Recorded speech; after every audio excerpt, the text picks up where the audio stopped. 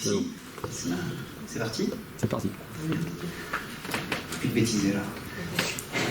Bien, sur ce sujet, je vous propose en fait une sorte de parcours à travers certaines questions sur l'histoire et les mémoires. Ce sont évidemment des thématiques qui sont très vastes. Je n'ai pas circoncis le sujet à la France spécifiquement, mais je ne prétends pas du tout aborder des questions dans tous les pays du monde.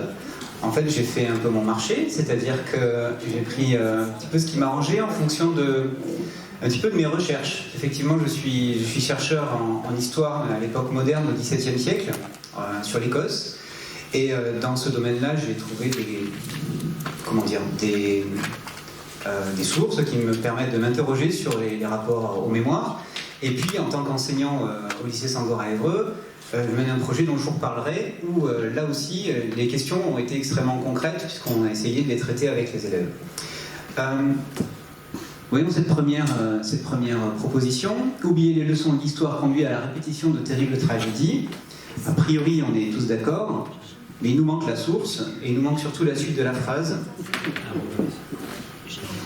La preuve en est les crimes contre les civils, le nettoyage ethnique et les actions punitives organisées par les néo-nazis en Ukraine. Discours de Vladimir Poutine hier. Est-ce que c'est une bonne source? Alors la source, c'est le courrier Picard. Donc la question est, il me semble que là le débat est à peu près posé, c'est-à-dire que on a une utilisation de l'histoire à des fins politiques. La question que je vais me poser, c'est est-ce que c'est quelque chose qui est nouveau? Est-ce qu'on est particulièrement débordé par ces questions aujourd'hui par rapport à d'autres périodes? Je ne vais pas vous imposer une comparaison avec le XVIIe siècle en Écosse. En revanche, la question, c'est de savoir comment on se repère, en fait. C'est-à-dire que le travail du citoyen, je me pose aussi en tant que citoyen, en tant que père également, et je me demande, en tant que citoyen, comment je fais pour donner des repères, soit à mes enfants, soit à mes élèves, soit même quand je discute avec ma famille ou mes amis. Et le travail des citoyens aujourd'hui, me semble-t-il, est assez ambitieux. Il est assez important parce qu'il faut il faudrait en tout cas s'informer, mais aussi analyser presque systématiquement et immédiatement ce qu'on vient de voir. Par exemple, cette citation. Comment est-ce qu'on fait? Comment est-ce qu'on réagit? Comment est-ce qu'on l'interprète? Comment est-ce qu'on en fait quelque chose? Sans tout de suite, éventuellement, le mettre à la corbeille sur Internet, éventuellement. Ce qui est une solution aussi qui peut s'avérer parfois salvatrice. Dans le contexte dans lequel nous nous trouvons, les questions d'histoire et de mémoire nous arrivent dans un lot d'informations qui nous débordent. Une des grandes différences avec les générations précédentes, quand je mets encore une fois déjà à ma place, mais aussi à celle des plus jeunes générations, ils sont sans arrêt sollicités pour les informations. Sans arrêt. Et donc dans ce flot d'informations, de temps en temps, voire régulièrement, il y a des sujets sur l'histoire et les mémoires. Et dans ce flot, comment on se repère? Et dans les repères, quelle peut être la place des repères historiques? C'est-à-dire comment la méthode de l'historien peut éventuellement aider le citoyen à s'en sortir, ou y voir clair, ou à rester relativement, éviter la folie, c'est ce que je voulais dire. Alors on est dans ce contexte de mondialisation des informations, de flux d'informations intensifs, mais donc de développement notamment des réseaux qu'on dit sociaux. Pardon. On est dans un contexte plus large depuis 1991, dans des périodes où on cherche aussi nos repères idéologiques. C'est-à-dire que depuis la chute de l'URSS et la fin de la guerre froide, certains historiens ont parlé de fin de l'histoire un peu rapidement, mais en tout cas on cherche des repères idéologiques, c'est la fin des utopies. C'est-à-dire quel monde meilleur créer? Pour l'instant, il n'y a pas de nouvelles utopies qui semblent guider une partie de la planète vers le bonheur. On est aussi dans un contexte, depuis au moins les années 70, de crise économique et sociale récurrente. Et enfin, on est depuis aussi quelques années, voire une génération, dans des crises successives des démocraties, dans le fonctionnement des démocraties, mais aussi dans leurs relations entre elles. Ça, c'est un paysage idéologique et intellectuel qui est tout à fait nouveau, par exemple, pour ma génération. Je vais avoir bientôt 50 ans, et donc une bonne partie de ma vie, le monde était assez rassurant, parce qu'il y avait le bien et le mal, et puis parce qu'on savait à peu près qu'on était dans le bon camp. Aujourd'hui, les choses sont parfois moins nettes. Dans ce contexte-là,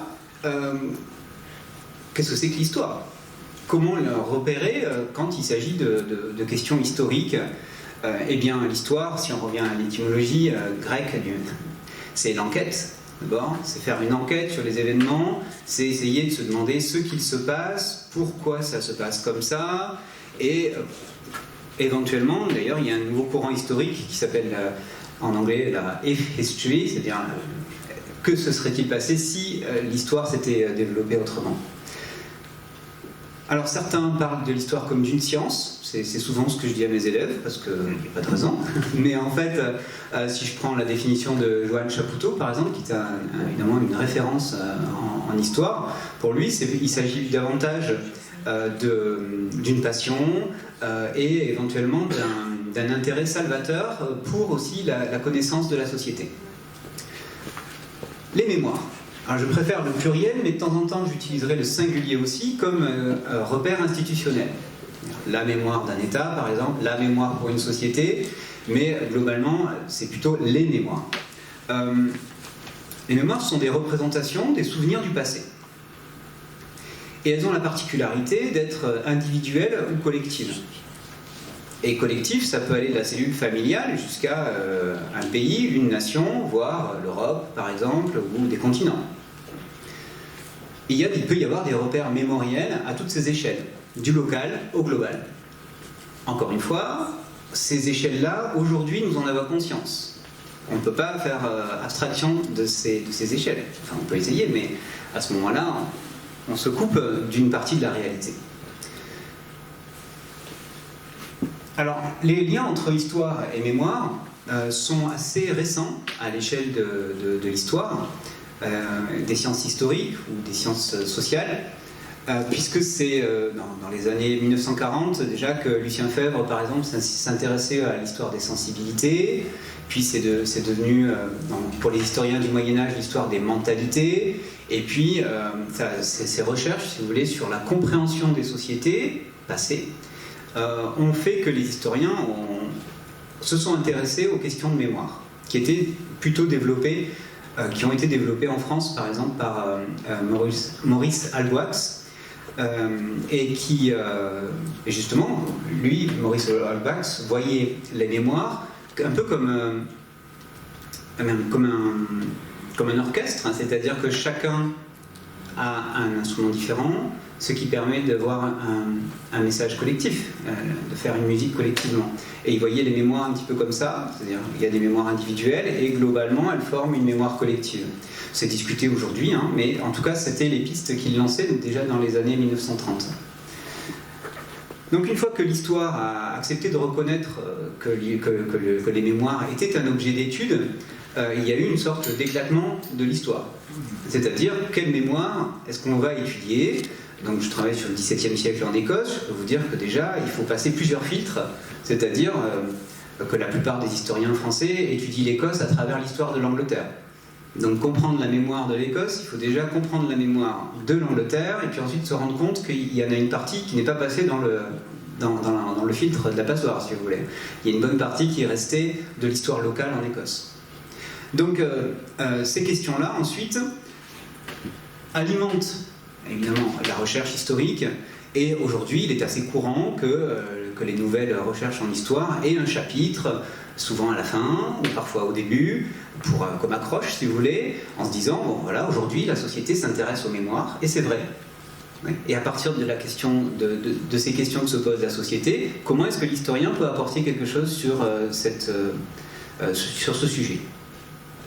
Alors, comment est-ce que la société, dans les sociétés, qu'est-ce que c'est que nos sociétés dans le sujet ici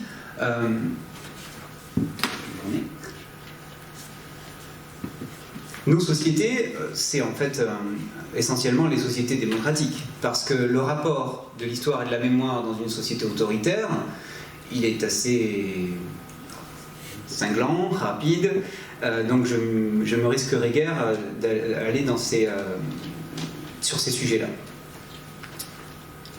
Un peu frileux peut-être, mais je ne vais pas vous garder trop longtemps non plus. Déjà, dans nos sociétés, c'est assez compliqué parce que on a parfois l'impression, dans les sociétés démocratiques, que l'histoire ou la mémoire est monopolisée par certains acteurs. Or, comme on est aussi dans une crise démocratique, on parlera plus tard, eh bien, il y a une demande sociale pour que les institutions de la société écoutent la demande sociale. Or, la demande sociale, c'est au singulier, mais en fait, elle est plurielle. Chaque groupe, chaque communauté, éventuellement, chaque individu, parfois, voudrait qu'on écoute sa demande sur la reconnaissance de sa mémoire ou de son histoire. Alors, est-ce que c'est un phénomène nouveau? Alors, c'est difficile à dire parce que les études historiques avancent peu à peu, elles avancent plutôt bien, me semble-t-il, mais elles avancent peu à peu seulement depuis une cinquantaine d'années sur ces questions-là. Est-ce que c'est spécifique à notre période, donc? C'est peut-être ce qu'on va essayer d'aborder ensemble, et de voir également, de temps en temps, à chaque fin de partie, voilà, je vous propose un plan en 3 parties, c'est surprenant, prof d'histoire. Et dans ce plan, voilà, je vous proposerai dans chaque partie une étude de cas, pour voir un cas particulier et voir comment ces enjeux d'histoire ou de mémoire sont abordés par la société. Alors commençons donc par la question de se demander, est-ce qu'il y a une relance des enjeux mémoriels en ce début du XXIe siècle? Alors il semble que oui, pour les raisons déjà que je vous ai évoquées, que j'ai évoquées plus haut, pardon. C'est qu'on a ce flot d'informations maintenant avec Internet, avec, par exemple en France, on célèbre récemment l'anniversaire des livres de poche, donc on a très facilement accès à la culture, de ce point de vue-là en tout cas. Donc la culture, la littérature, la fiction s'intéresse à tous les sujets et aborde régulièrement l'histoire ou les questions de mémoire. Il n'est pas rare que dans ma pratique d'enseignant, j'utilise la fiction pour amorcer une question sur l'histoire. Ou sur la géographie, mais en l'occurrence sur l'histoire. Ça permet de désamorcer en fait un certain nombre de choses, de partir, peut-être de toucher plus les élèves parce qu'il y a la question de l'émotion. J'y reviendrai. Alors les personnels politiques sont en général aussi ceux qui sont les plus à même de modeler la mémoire ou les usages de l'histoire dans la société. Ils le font en particulier à travers des commémorations.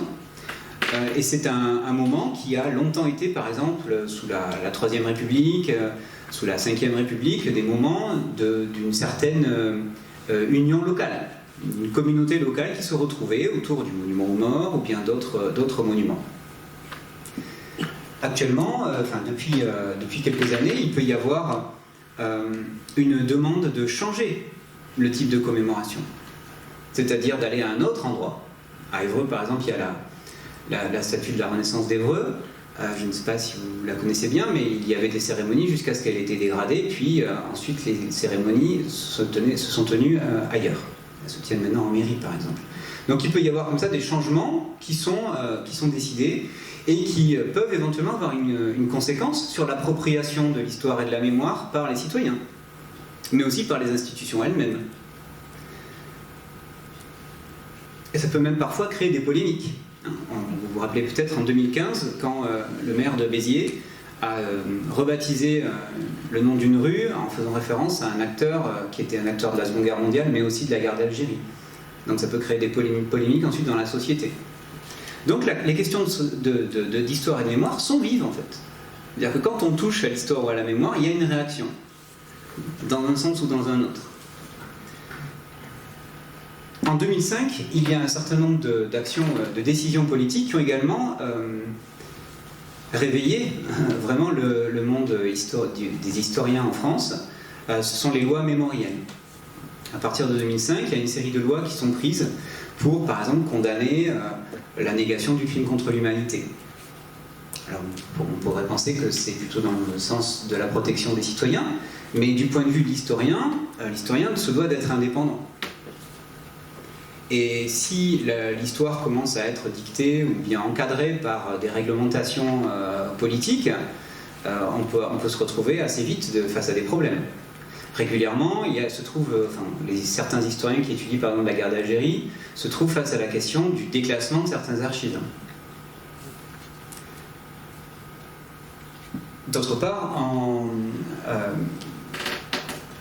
2005, 2006 et jusqu'à 2007, il y avait des débats sur les lois, sur les aspects positifs de la colonisation, par exemple. Et ça, c'est vraiment quelque chose qui pose problème à un historien, parce que l'historien n'est pas là pour juger a priori. Donc on n'a pas à dire si la colonisation c'est bien ou c'est pas bien. On a à donner aux élèves les éléments pour qu'ils puissent comprendre ce que c'était que la colonisation à partir de sources. On ne fait pas ça à partir de nos opinions propres. Et bien sûr qu'on en a, on est citoyens, on n'est pas des robots. Mais en tout cas, ce vers quoi nous devons tendre, c'est le fait d'être objectif, c'est-à-dire être objectif, c'est presque impossible, mais ça veut dire déjà s'appuyer sur les sources. Et à partir de là, transmettre ces sources pour développer une réflexion critique. Alors en 2005, précisément, certains historiens se sont regroupés et ont créé le comité de vigilance des usages de l'histoire. Et ils ont publié plusieurs ouvrages. J'en ai apporté ici, parce que si à la fin vous voulez en parler ou les feuilleter, avec plaisir. Voilà, celui-ci par exemple, qui est assez provocateur, comment Nicolas Sarkozy écrit l'histoire de France.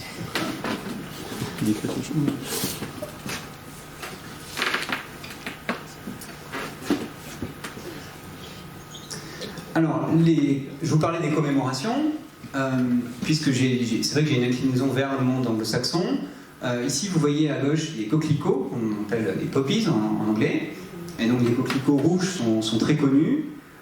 Ils ont un symbole, vous voyez, qui est repris par exemple à droite, c'est la couverture d'un DVD sur une bataille en Normandie, la Côte 112, à l'ouest de Caen. Et c'est d'ailleurs un DVD qu'avec les élèves nous avons traduit, les sous-titres en français. Mais tout le monde connaît les poppies et les coquelicots rouges donc, mais en revanche les coquelicots blancs beaucoup moins. Ce symbole des coquelicots rouges, après la Première Guerre mondiale, c'était un signe d'abord de douleur, de souvenir, de rappel de ce que les combats retournaient la terre, donc c'était ces plantes, les coquelicots, le bleuet qui repoussaient. Mais aujourd'hui, elles ont pris un autre sens, un sens beaucoup plus patriotique en fait, voire nationaliste dans certains événements. Justement, il y a eu une polémique il n'y a pas longtemps au Royaume-Uni sur le fait que certaines associations ressortaient le coquelicot blanc, qui était aussi apparu après la Première Guerre mondiale, comme le rouge, mais qui n'a pas du tout été chargé de la même, émotionnelle, le même langage politique éventuellement, le même message qu'on adresse à la société. Ça m'est arrivé récemment de demander, je travaille avec plusieurs associations, je vous en parlerai rapidement, j'ai demandé, on va poser des coquelicots peut-être à une cérémonie, est-ce qu'on peut mettre des coquelicots blancs? Et on m'a dit qu'il valait mieux éviter pour cette cérémonie-là. Voilà. On m'a pas dit pourquoi.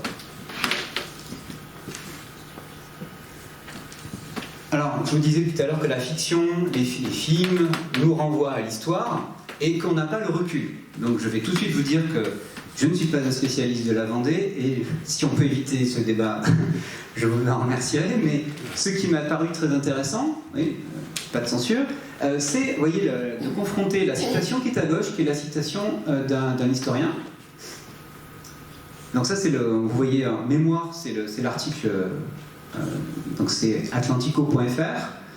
Mémoire, vaincre ou mourir quand le cinéma sort la République du confort de l'histoire officielle. Cette petite histoire, greffée à la grande histoire, résume en fait notre comportement vis-à-vis de la grande révolution. Elle nous fascine et nous tentons d'en occulter les crimes de masse. À droite, la une de Libération, le Puy du Fourbe, puisque le producteur et une partie de la production est financée par le Puy du Fourbe. Et ça pose la question, tout de suite, il y a déjà eu des polémiques, ça y est, hein, c'est lancé, déjà parce que Libération fait ce titre-là, et on va vite aller chercher des historiens pour savoir qui a raison. Est-ce que le général de Charette était un héros? Est-ce que les républicains, à ce moment-là, étaient des méchants? Bon, en Angleterre, par exemple, ce qui a structuré beaucoup, apparemment, dès le 19e siècle, la vision de la Révolution française, c'est un roman de Charles Dickens, en anglais c'est A Tale of Two Cities, donc un conte de deux villes, c'est Londres et Paris, et il y a une sorte de... Apparemment, la vision de la terreur, de la période de la terreur et de la guillotine, s'est transmise dans la société victorienne, donc au XIXe siècle, par ce conte, qui est paru vers 1850. Monsieur. Oui, sur la Vendée, je suis vendéen, alors je me suis un peu intéressé à des choses. Il y a une autre conférence à côté. Juste une petite chose, ils les appelaient les généralissimes en chef. Le premier s'appelait Jacques Catlino, c'était pas un noble. Tous les autres ensuite ont eu une particule de Charette, de La Roche-Jacquelin, etc. Donc je pense quand même qu'on peut s'interroger, ça a du sens aussi. Alors, la première chose, si on me posait une question sur la Vendée, je vous demanderais de quoi on parle, puisque la Vendée n'existait pas à l'époque, donc c'est déjà les limites. C'était des choix. Parce que quand je vous dis que je suis... Enfin, bonjour. Merci, monsieur. Alors, dans d'autres pays font comme nous, face aux questions mémorielles, avec un héritage parfois beaucoup plus lourd, comme ici en Autriche. À droite, l'escalier de la carrière du camp de concentration de Mauthausen, qui est, vous le voyez peut-être, barré d'une grille en bas. Et en fait, cette grille, selon les institutions, enfin sur les autorités officielles, excusez-moi, elle est là pour protéger le public. Pour l'interdire, parce que l'escalier n'est pas assuré, donc il ne faudrait pas que quelqu'un glisse et se fasse mal. À gauche, donc en fait c'est une obstruction et ça défigure le site historique.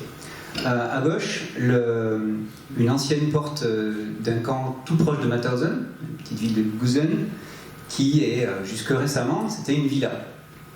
Donc la porte du camp, dans laquelle il y avait une salle de torture, a été aménagée dès après la guerre, et ce n'est que récemment que le gouvernement autrichien a racheté la maison. Donc, il sera prochainement transformé en musée. Donc les enjeux de mémoire sont vifs dans la société, parce que quand on est historien sur Mauthausen ou sur Gusen en Autriche, en fait on est un peu militant. Parce qu'il y a des conséquences sur la vie des enfants. Avec les élèves, nous sommes allés à Mauthausen et on a rencontré des personnes qui sont des membres d'associations de l'amicale de Mauthausen en Autriche, et une d'entre elles nous disait parfois mon fils me dit qu'on ne lui parle plus selon ce qui se passe, vous voyez. Et quand les cars de touristes viennent, ils ne sont pas forcément les bienvenus non plus, et parfois la population locale demande aux militants, enfin aux associations locales, mais pourquoi est-ce que les gens continuent à venir ? Ils ne comprennent pas, enfin certains ne comprennent pas du tout. Pourquoi les gens continuent à venir ? Oui, monsieur ? Plus prosaïquement, récemment, on a non pas l'inauguration, mais l'anniversaire de la libération du camp d'Auschwitz. Un certain nombre de représentants officiels des États d'Europe étaient présents, tous, sauf un. Lequel et pourquoi? C'est pas lui. Le russe. Exactement. Parce qu'il n'a certainement pas été invité, à mon avis. On garde le débat pour tout à l'heure. Ou la prochaine fois. Merci, monsieur. Parce que je me retiens déjà, on en parlera peut-être tout à l'heure, mais la question de la libération des camps, par exemple, c'est quelque chose qui mérite aussi d'être... donc la société est au courant que ces camps ont été en fait, on dit découverts plus que libérés. Très rares sont les camps qui ont été libérés par les déportés eux-mêmes ou bien par les alliés qui sont arrivés et qui ont vraiment chassé les nazis qui y étaient. La plupart du temps, les camps ont été vidés. Donc quand les soviétiques arrivent le 27 janvier 1945, ils ne trouvent que les déportés qui restent et qui n'ont pas pu être déplacés dans les marches de la mort. Et donc c'est vrai que c'est ma troisième partie en fait, monsieur. Et merci de votre intervention. Pardon. Alors, l'étude de cas que je vous propose maintenant, c'est de revenir sur les statuts. Alors, je ne vais pas revenir sur le mouvement Black Lives Matter en tant que tel, parce que je pense que ça mériterait une conférence. Sincèrement. C'est pas que je veux éviter le débat, c'est que je ne vois pas comment en parler en 2 minutes. En revanche, la question des statuts. Garder les statuts, enlever les statuts, c'est une question qui s'est posée en Europe, mais qui ne se pose pas depuis, que depuis quelques années. Voilà l'affaire Dreyfus, par exemple. 2 statuts, 2 monuments qui sont liés à l'affaire Dreyfus. À droite, un monument qui a été construit à Nîmes pour le premier avocat qui est allé jusqu'à Paris pour se présenter à la famille Dreyfus et lui proposer son aide, Bernard Lazare. Et à gauche, une statue qui a été commandée par Jack Lang en 1985 et qui a fini par être réalisée. Ça a pris plusieurs années. Et quand elle a été réalisée, la question c'est de savoir où la mettre. Il était prévu qu'elle soit dans la cour de l'école des guerres, puisque Dreyfus était militaire, était capitaine, et il a fini colonel après la Première Guerre mondiale. Il a fait la Première Guerre mondiale, Alfred Dreyfus. Mais apparemment ça n'allait pas, oui. Moi je ne connais pas l'école de guerre, mais c'est pas la cour de l'école de guerre là à gauche. Donc elle a été mise sur une petite place, et récemment une réplique de cette statue a été inaugurée à Jérusalem. Et là on voit que la mémoire voyage, et que si l'État, en fait, si la France ne s'occupe pas de cette mémoire, dignement, je pourrais éventuellement rajouter en tant que citoyen, eh bien le risque aussi c'est que cette mémoire nous échappe en quelque sorte. Et qu'après on nous donne des leçons, en disant vous ne vous occupez pas de Dreyfus, alors qu'il est clair qu'il était innocent. Nous, on va s'en occuper, et donc on a une confessionnalisation, une communautarisation de la mémoire. À droite, la statue de Bernard Lazare a été érigée après 1906. 1906, c'est quand Dreyfus est réhabilité dans l'armée. Et elle a été attaquée, elle a été, comment dire, excusez-moi, je trouve pas le mot, endommagée quasiment dès son installation. C'est le jardin de la Fontaine à Nîmes, c'est un espace public. Et moi qui suis nîmois, je peux vous dire que je n'ai jamais fait attention parce qu'il n'y a pas de panneau pour dire qu'il y a le monument pour Bernard Lazare. J'ai découvert ça quand j'ai fait mes études ensuite, plus tard. Mais il n'y a pas, on peut dire que cette mémoire, elle est là, effectivement. Et là, c'est une carte postale qui est évidemment de l'époque. Le monument est toujours là, mais il n'y a pas beaucoup d'informations pour aller la voir et comprendre pourquoi elle est là.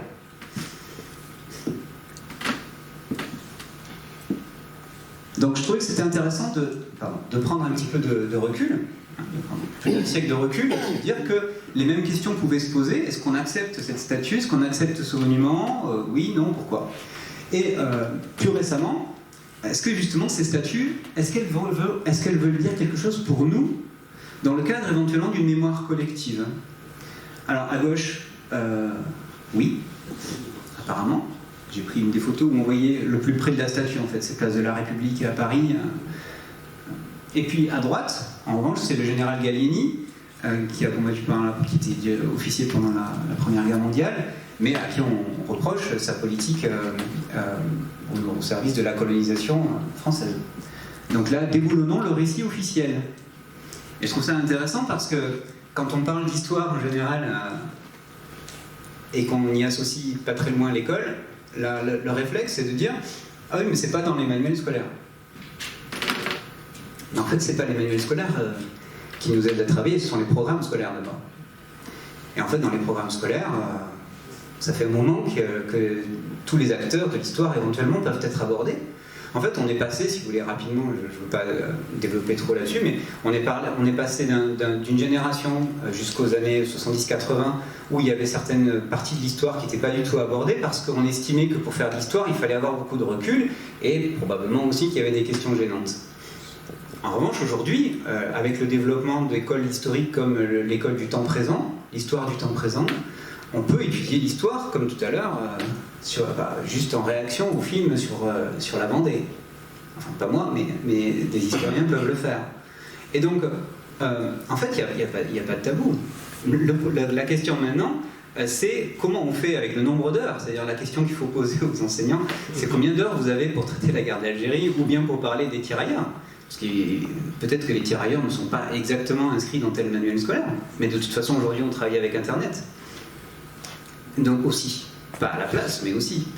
Donc je trouvais ça amusant parce qu'on s'en prend au récit officiel, mais lequel? Il n'y a pas de préconisation nous demandant en tant qu'enseignants de ne pas enseigner tel ou tel, le génocide des Tutsis par exemple, dans les programmes scolaires. La question, c'est comment on va le traiter en soit une demi-heure, soit 2 heures, selon comment on peut le faire.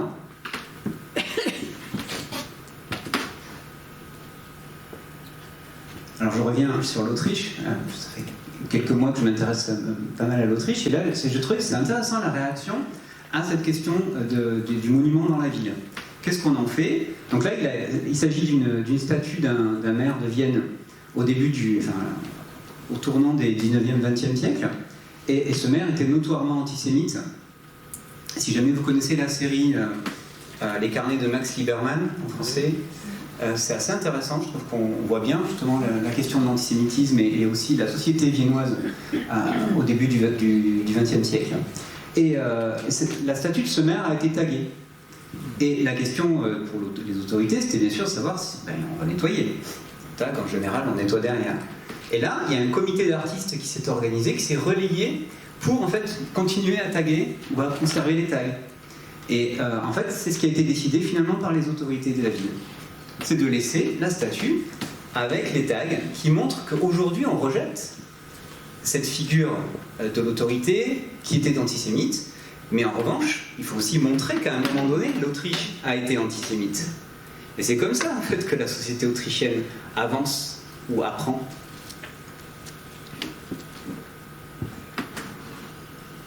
Enfin, apparemment. Alors, dans une deuxième partie, je vais aborder un petit peu plus rapidement peut-être les mémoires. Est-ce que vous pouvez dire que les mémoires peuvent venir au secours de l'histoire?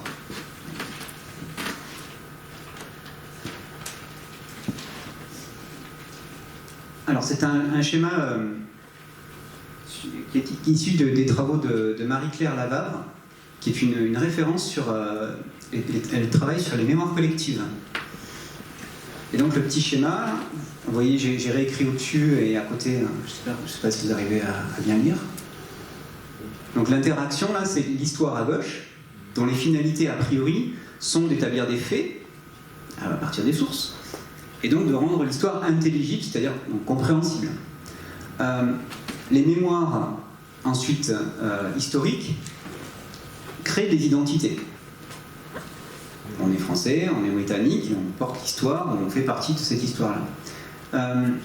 Les mémoires communes, ensuite, qui là sont issues des expériences individuelles et collectives. Et la zone qui est en gris au milieu, c'est la zone de convergence, ça crée les mémoires collectives éventuellement. Alors les historiens, maintenant, s'ils travaillent, parce que je parle du point de vue des historiens, mais si j'étais sociologue, j'aurais pu faire quasiment la même intervention. Si j'étais neurologue, j'aurais pu faire la même intervention. Parce que de nos jours, l'historien se pose ces questions en tant qu'historien, mais il se demande aussi comment sa source peut être interprétée par des sciences connexes, des sciences avec lesquelles il peut travailler. En fait, on peut travailler avec qui on veut, si on prend le bon point de vue, ou le point de vue qui permet à tout le monde d'apporter en fait sa contribution. Donc les neurosciences, par exemple, permettent de savoir que, par exemple, c'est important de prendre en compte les mémoires. Parce que ça permet aux gens de se sentir mieux. Et c'est prouvé scientifiquement par un travail conjoint, neurologue, historien, sociologue, j'en oublie certainement, qui travaillent récemment sur les personnes qui ont été témoins ou victimes des attentats du 13 novembre 2015. Et tout de suite, il y a une équipe qui s'est mise en place et qui a voulu enquêter, recueillir les témoignages. Il y a des centaines d'heures de témoignages et elle commence à être traitée avec des outils numériques, mais surtout avec un regard croisé.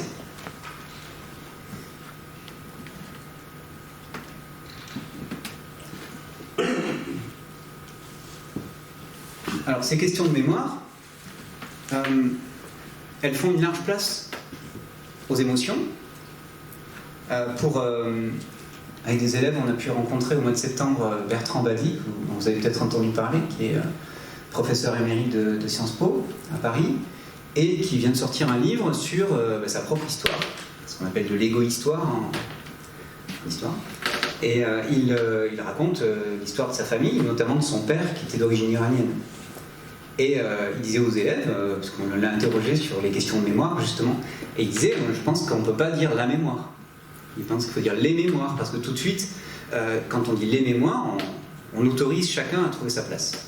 Si on dit la mémoire, on va tout de suite se demander mais laquelle? La mémoire normande, la mémoire française, la mémoire européenne. On a peut-être plus de mal à accepter ces échelles par rapport à l'identité.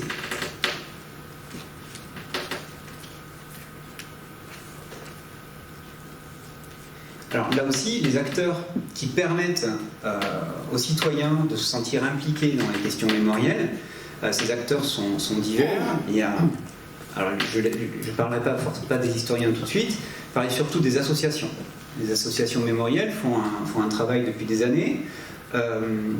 J'ai découvert assez récemment le Souvenir français, par exemple, qui existe depuis la guerre de 1870. Donc, après la guerre de 1870, puisqu'il y avait une partie de la France qui était annexée par l'Empire allemand, comment commémorer? Comment garder le souvenir des hommes qui étaient tombés ou des familles qui étaient encore là-bas? C'est le Souvenir français a été créé pour cette raison-là. Et le souvenir français s'occupe par exemple du carré militaire qui est au cimetière Saint-Louis, et on peut y aller et comprendre. Il y a près de 300 tombes de la Première Guerre mondiale, et on peut comprendre déjà que c'était une guerre mondiale, ça se voit, et il y a des tirailleurs, et on peut aussi comprendre que le Souvenir français, n'étant pas une institution officielle, il n'y a pas de croix par exemple, mais des symboles qui ressemblent à des croix mais qui n'en sont pas. Enfin, il y a toute une série de choses qu'on peut apprendre grâce au travail des associations. Tout à l'heure, je vous ai montré des images d'Autriche. Je travaille aussi avec l'amicale de Mauthausen. L'amicale de Mauthausen, il y a aussi un comité international de Mauthausen qui entretient la mémoire des déportés qui ont survécu, en particulier en 1945. Je vous explique pourquoi ceux qui ont survécu, c'est pas qu'ils oublient les autres, c'est qu'en 1945, le 16 mai, donc à peu près 10 jours après la libération du camp, parce que Mauthausen a été en partie libéré par les déportés eux-mêmes, eh bien ces déportés se sont organisés, ils étaient organisés déjà avant la libération, et au moment de la libération, ils sont restés organisés, ils ont permis d'éviter un certain nombre de dérives dans le camp, et ils ont prêté le serment de Mauthausen, le 16 mai 1945, dans lequel ils espèrent pouvoir continuer à travailler ensemble pour un monde meilleur, l'utopie justement de l'après-guerre. Et donc l'amicale de Mauthausen maintient, vous voyez, perpétue cette mémoire en racontant l'histoire, en expliquant l'histoire de ces camps. Je dis ces camps parce que Mauthausen c'est 60 camps à peu près, et sous-camps, et commandos.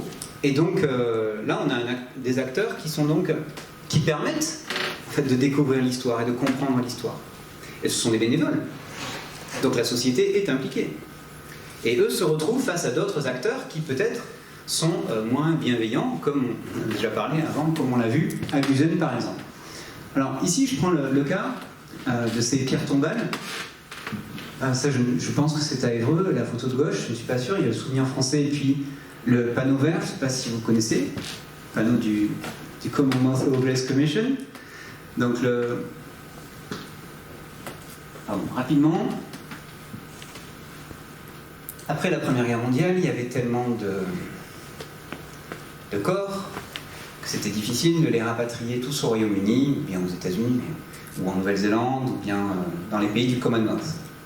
Donc le Commonwealth, ce sont globalement les territoires de l'Empire britannique, pour le dire vite. À chaque fois, en fait, ce qui a été décidé après la guerre, c'est de laisser, après la Première Guerre mondiale, c'est de laisser les corps le plus près possible de là où ils étaient tombés, quand c'était possible. Donc parfois en Normandie, il y a près de 300 sites dans lesquels il y a parfois une tombe, parfois des milliers. À Évreux, il y en a 77, par exemple, de la Première et de la Deuxième Guerre mondiale, et qui viennent un peu partout dans le monde. À partir de ces panneaux, que j'ai découverts grâce à Tenno Dogger, qui est venu ce soir, bonsoir Tenno, il est venu du Calvados, moi j'ai découvert ce que c'était, c'est-à-dire comment on décrypte une tombe, par exemple. Donc vous avez ici l'emblème du régiment, le nom du soldat et son matricule. la date de son décès. Et puis, quand c'est possible, enfin, quand la famille a pu le faire, il y a un petit mot parfois personnel. Il y a un mot, il peut y avoir un mot personnel. Par exemple, une des tombes au cimetière Saint-Louis à Évreux, il est écrit que tel soldat qui est mort en 1939, il n'y a pas de combat encore, hein, mais la guerre, ce n'est pas que le combat. Il est mort en 1939 et il avait fait la Première Guerre mondiale. C'est marqué donc sur la tombe. Donc ça m'a fait comprendre à l'époque que de la mémoire, on pouvait retrouver l'histoire en fait. Et vraiment, c'est vraiment ça. C'est vraiment ça parce que il y a d'autres tombes qui sont pas loin d'ici, comme par exemple à Portes, Ferrières-au-Clocher et Conches. Et parmi ces tombes du Commonwealth, il y en a certaines qui sont des Écossais, des tombes d'Écossais, qui sont morts en juin 1940. Et bon, je ne suis pas un spécialiste de la Seconde Guerre mondiale, mais je me dis, juin 1940, qu'est-ce que des Écossais faisaient là? Voilà. Est-ce qu'il y a beaucoup d'Écossais qui ont été faits prisonniers de la 51e division, et c'est plutôt à Étretat. Donc bon, ça arrive, hein, quand la guerre, c'est surtout le bazar. Hein, donc les soldats peuvent évidemment s'éparpiller, peuvent se perdre, mais c'est pas ça. C'était pas la bonne division. La tombe que je vous ai montrée tout à l'heure, et les tombes qu'il y a à côté de Ferrières-au-Clocher, Conches et Portes, enfin, dans ces villages-là, pardon, ce sont des soldats de la 52e division. Donc c'est une division des Lowlands. Les Lowlands, c'est le sud de l'Écosse, et en particulier de la région de Glasgow, parce qu'en Royaume-Uni, les régiments sont recrutés localement, en tout cas au début. Et donc je ne comprenais pas, et avec Théo Dogger, on ne comprenait pas ce que ces soldats faisaient là. Et puis on a cherché des témoignages, on a cherché l'histoire officielle. Il se trouve que les archives de cette division ont brûlé en 1986 à Londres. Donc il n'y a pas les archives officielles du régiment, en tout cas sur l'année 1940. Et comme c'était une retraite, il y a beaucoup de papiers qui ont été perdus, parce qu'en fait cette division-là, donc j'ai découvert que cette division-là a été envoyée quelques jours après Dunkerque. Elle a été envoyée à Cherbourg. De Cherbourg, elle a été déployée, elle devait atteindre la Seine le plus vite possible, mais sans renfort blindé et sans soutien aérien. Ils sont passés par Le Mans, ils sont arrivés jusqu'à Conches le 10 juin. Il y a un soldat qui est mort le 10 juin à Conches. Puis ils se sont déployés, ils sont montés vers Évreux. Et puis les Allemands arrivaient. En fait, ils sont arrivés trop tard pour arriver jusqu'à la Seine, ça c'est sûr, mais ils sont aussi arrivés trop tard pour arriver jusqu'à Évreux. Et donc il y a eu une bataille entre le Neubourg et Conches. Mais dans le village où il y a eu la bataille, personne n'est au courant. La mairie ne le sait pas. Il n'y a pas de signe ostensible de cette bataille. C'était pas une grande bataille, c'était un accrochage, si vous voulez. Mais il a duré toute la journée. À Ferrières-au-Clocher, je trouvais un témoignage, c'est une famille qui a gardé le courrier. Donc c'est une femme, une dame maintenant de plus de 80 ans, dont le grand-père avait écrit à sa femme pour lui expliquer que pendant l'Exode, en juin 40, tout le monde était parti en fait. Donc, beaucoup de monde était parti. Donc c'est vrai qu'il n'y a pas de témoignage. Et donc cette dame, elle avait 7-8 ans en 1940, elle n'était pas chez elle, sa grand-mère a reçu une lettre de son mari, elle a gardé cette lettre. Et dans cette lettre, le grand-père écrit que tel jour, Ferrières a été bombardé, ils ont perdu une vache, et puis surtout, il y a les voisins qui se sont jetés sur ce qu'ils pouvaient avant de partir. Puis les Allemands sont arrivés, et rebelote. Il ne parle pas de corps d'Écossais qui ont été trouvés. Pourtant, il y a 2 Écossais qui sont enterrés dans ce village. Et quand j'ai demandé au maire, il y a quelques années, quand on a fait ça avec l'association Deep Respect, ils pensaient que c'était des aviateurs. Ils n'étaient pas allés jusqu'à la tombe. Parce qu'en fait, on n'a pas non plus la même culture anglo-saxonne et française par rapport au cimetière. Et au Royaume-Uni, on a une culture anglo-saxonne, on peut aller au cimetière n'importe quand, pour aller voir, en fait, la vie des gens, avant qu'ils meurent. Et donc, aller jusqu'à la tombe, c'est s'intéresser à cet individu. Et cet individu, on peut apprendre des choses sur lui. D'où il venait, etc. On ne peut pas faire la même chose avec une tombe d'un Français. Parce qu'il y a marqué mort pour la France, c'est tout. Et son nom, bien sûr, et son matricule. Après, il faut aller aux archives de Vincennes. C'est pas la même culture. Quand je dis ça aux élèves, évidemment, le but, c'est pas de leur dire ce qui est bien et pas bien. C'est pas la même culture parce que très longtemps, il n'y avait pas d'armée permanente au Royaume-Uni. C'était des volontaires. Donc on remercie l'individu.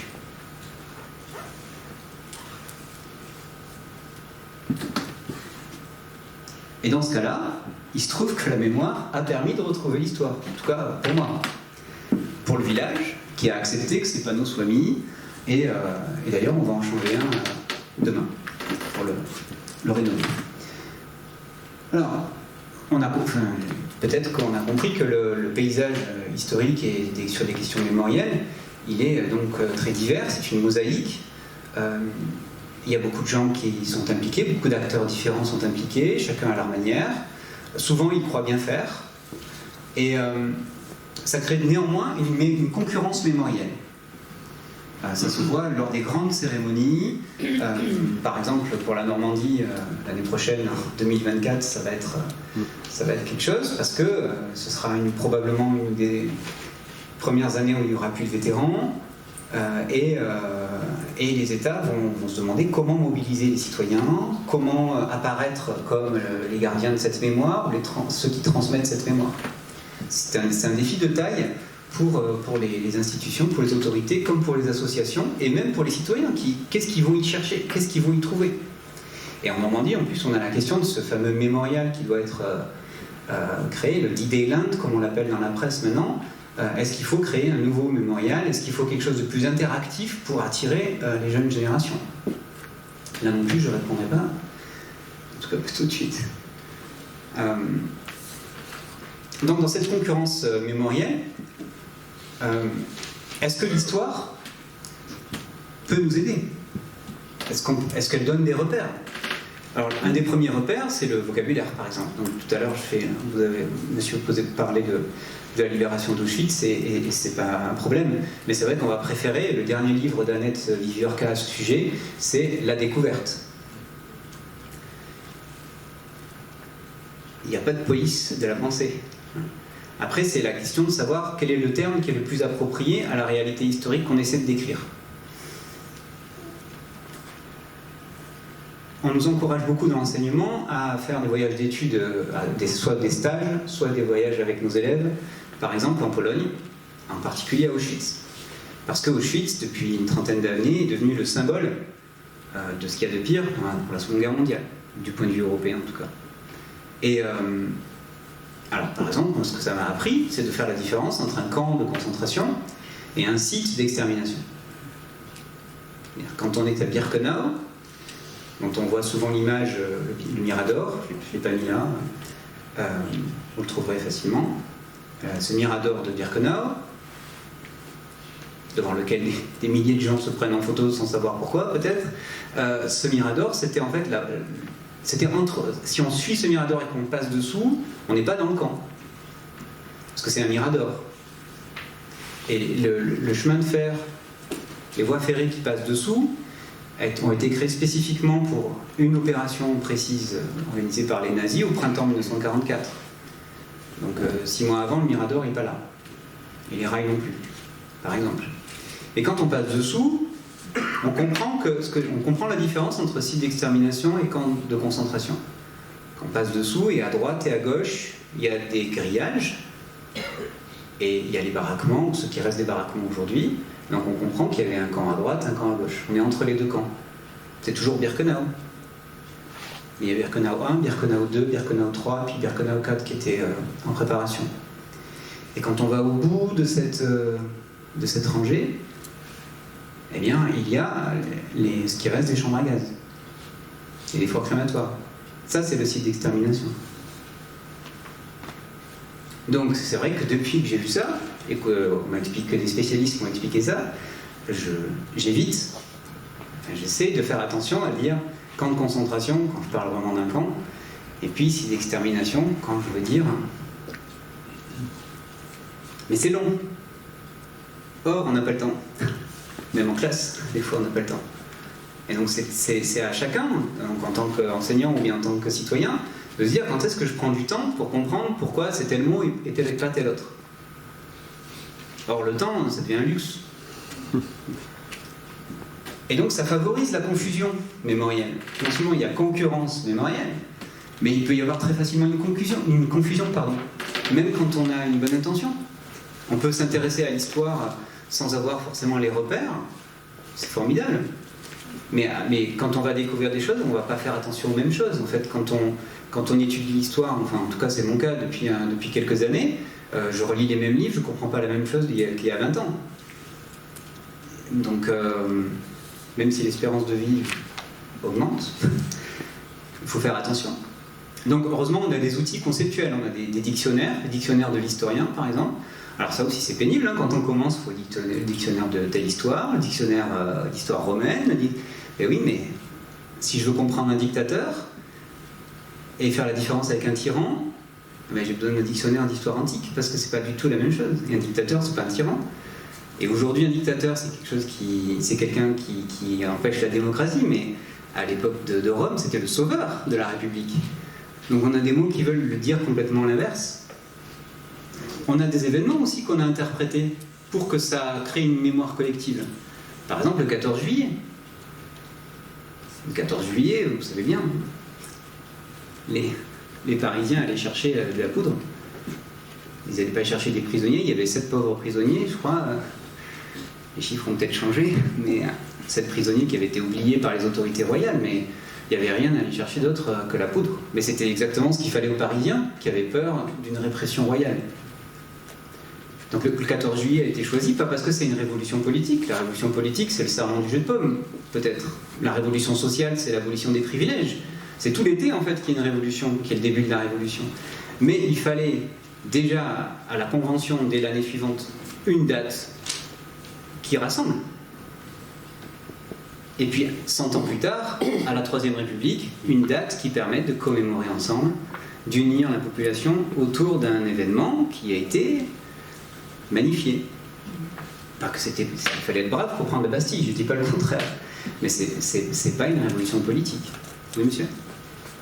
Justement, par rapport à ça, il me semble quand même que le 14 juillet, comme vous le dites, c'est le peuple de Paris qui craint une intervention des armées royales et qui donc se dote, va chercher les moyens de s'opposer par la force aux armées royales. C'est-à-dire qu'à un moment donné, le peuple est en tant que personnage historique en disant « je prends les moyens d'une violence contre la violence du roi ». Et donc ça veut dire que le peuple existe en tant qu'acteur politique. Alors qu'au moment du serment du jeu de paume, seuls ses représentants, qui savent pour la plupart lire, etc., donc qui sont extraits d'une partie extrêmement restreinte du peuple de l'époque, sont acteurs du serment du jeu de paume. Donc vous voyez, du point de vue de la symbolique historique, les deux dates n'ont pas du tout la même valeur. Même si ensuite on peut dire qu'effectivement... Ce qui m'intéressait, c'était la conscience des acteurs. C'est-à-dire, quand on va chercher de la poudre, on va surtout se défendre. Et vous avez raison, c'est un acte politique, notamment au sens large de la police, c'est-à-dire de la cité, il faut être acteur, on est dans... Alors, qu'est-ce que c'est que ce peuple ? Ce peuple, c'est le peuple, c'est la population du faubourg est de Paris, donc la population ouvrière. Des femmes. Comment ? Des femmes. Notamment des femmes, des ouvriers, des journaliers, des personnes qui sont les premiers à aller essayer éventuellement de lyncher les boulangers parce que le prix du pain augmente, la farine est hors de prix. Donc là par exemple Alain Badiou il serait tout à fait d'accord avec vous, philosophe de l'histoire et historien. Lui il a écrit un petit recueil il y a quelques années qui s'appelle Le retour de l'histoire, et pour lui les événements par exemple ce qu'on appelle le printemps arabe, pour lui il y voit justement la réapparition du peuple en tant qu'acteur politique. Ça, c'est une lecture qui est souvent marxiste de l'histoire. Et la difficulté quand on parle avec les élèves, ou même quand je me pose la question, ou quand j'étudie mes Écossais au XVIIe, parce qu'il y a eu 3 révolutions en fait en Écosse, elles peuvent être interprétées comme ça. La question c'est est-ce que c'est le peuple ? Qui est le peuple ? Ouais. Ouais. Mais oui, mais parce que alors, si on regarde du point de vue des États-Unis, les États-Unis sont un peu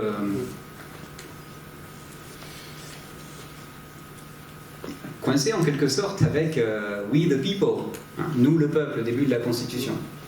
Alors, ça, c'est justement une adresse qui est héritée de la tradition des serments écossais. C'est-à-dire nous, le clan, nous, les Écossais se sont levés à un moment donné contre le roi au XVIIe siècle. Et cette tradition, elle s'est diffusée jusqu'aux États-Unis. Et ce serment est à la fois politique et religieux, par exemple. Donc nous, le peuple, et ce document, on ne peut plus y toucher parce qu'il est sacré. Donc, qu'est-ce qu'on fait avec le droit des armes, par exemple, enfin, oui, toutes ces questions-là. Donc, je ne... Comment dire ? Quand je voulais dire sur l'été 89, quand on parle aux élèves, par exemple, on leur dit... Moi, j'aime bien leur demander, c'est quoi la Révolution française ? Donc, en général, c'est le 14 juillet. Et le but, en fait, c'est de leur faire comprendre que ce qui est vraiment un acte politique au sens institutionnel, parce que c'est ce qui va changer la société, elle se change effectivement et par le haut et par le bas, vous avez tout à fait raison. Mais ce qui fait que le roi en appelle à ses troupes pour venir réprimer le mouvement, c'est le serment du jeu de pomme. Et c'est ce qui ensuite entraîne les dominos, si vous voulez. Et le serment du jeu de pomme avec le tableau de David nous permet de voir que, on apprend aux élèves aussi qu'il y a les 3 ordres, mais les 3 ordres ne sont pas séparés en fait. Ce jour-là, justement, ils sont ensemble. Et donc là, peut-être qu'on a aussi les représentants du peuple. Mais alors, on n'en finit pas. Qu'est-ce que c'est que les représentants du peuple ? Sachant qu'il y a un deuxième 14 juillet. Oui. C'est le 14 juillet 1790. Et que c'est pas du tout si c'est sur la convention. Je suis tout à fait d'accord. On dit que c'est celui-ci qu'on fait. C'est ce que je disais tout à l'heure, quand je disais que la Convention tout de suite avait voulu... Oui, parce que le 14 juillet 90, on Lafayette caracole et on met une cocarde à Louis XVI tout de même. Donc on croit encore à une union. Et quand on fête, en 1780, on n'a jamais su avec certitude, quand le choix a été fait du 14 juillet, si c'est 89 ou 90. La seule chose qu'on sait, c'est que quand en 1889, on affuble la République que l'on veut agricole, puisque c'est Cérès, quand on l'affuble d'un chapeau phrygien, d'un bonnet phrygien, alors là, c'est un acte politique très fort.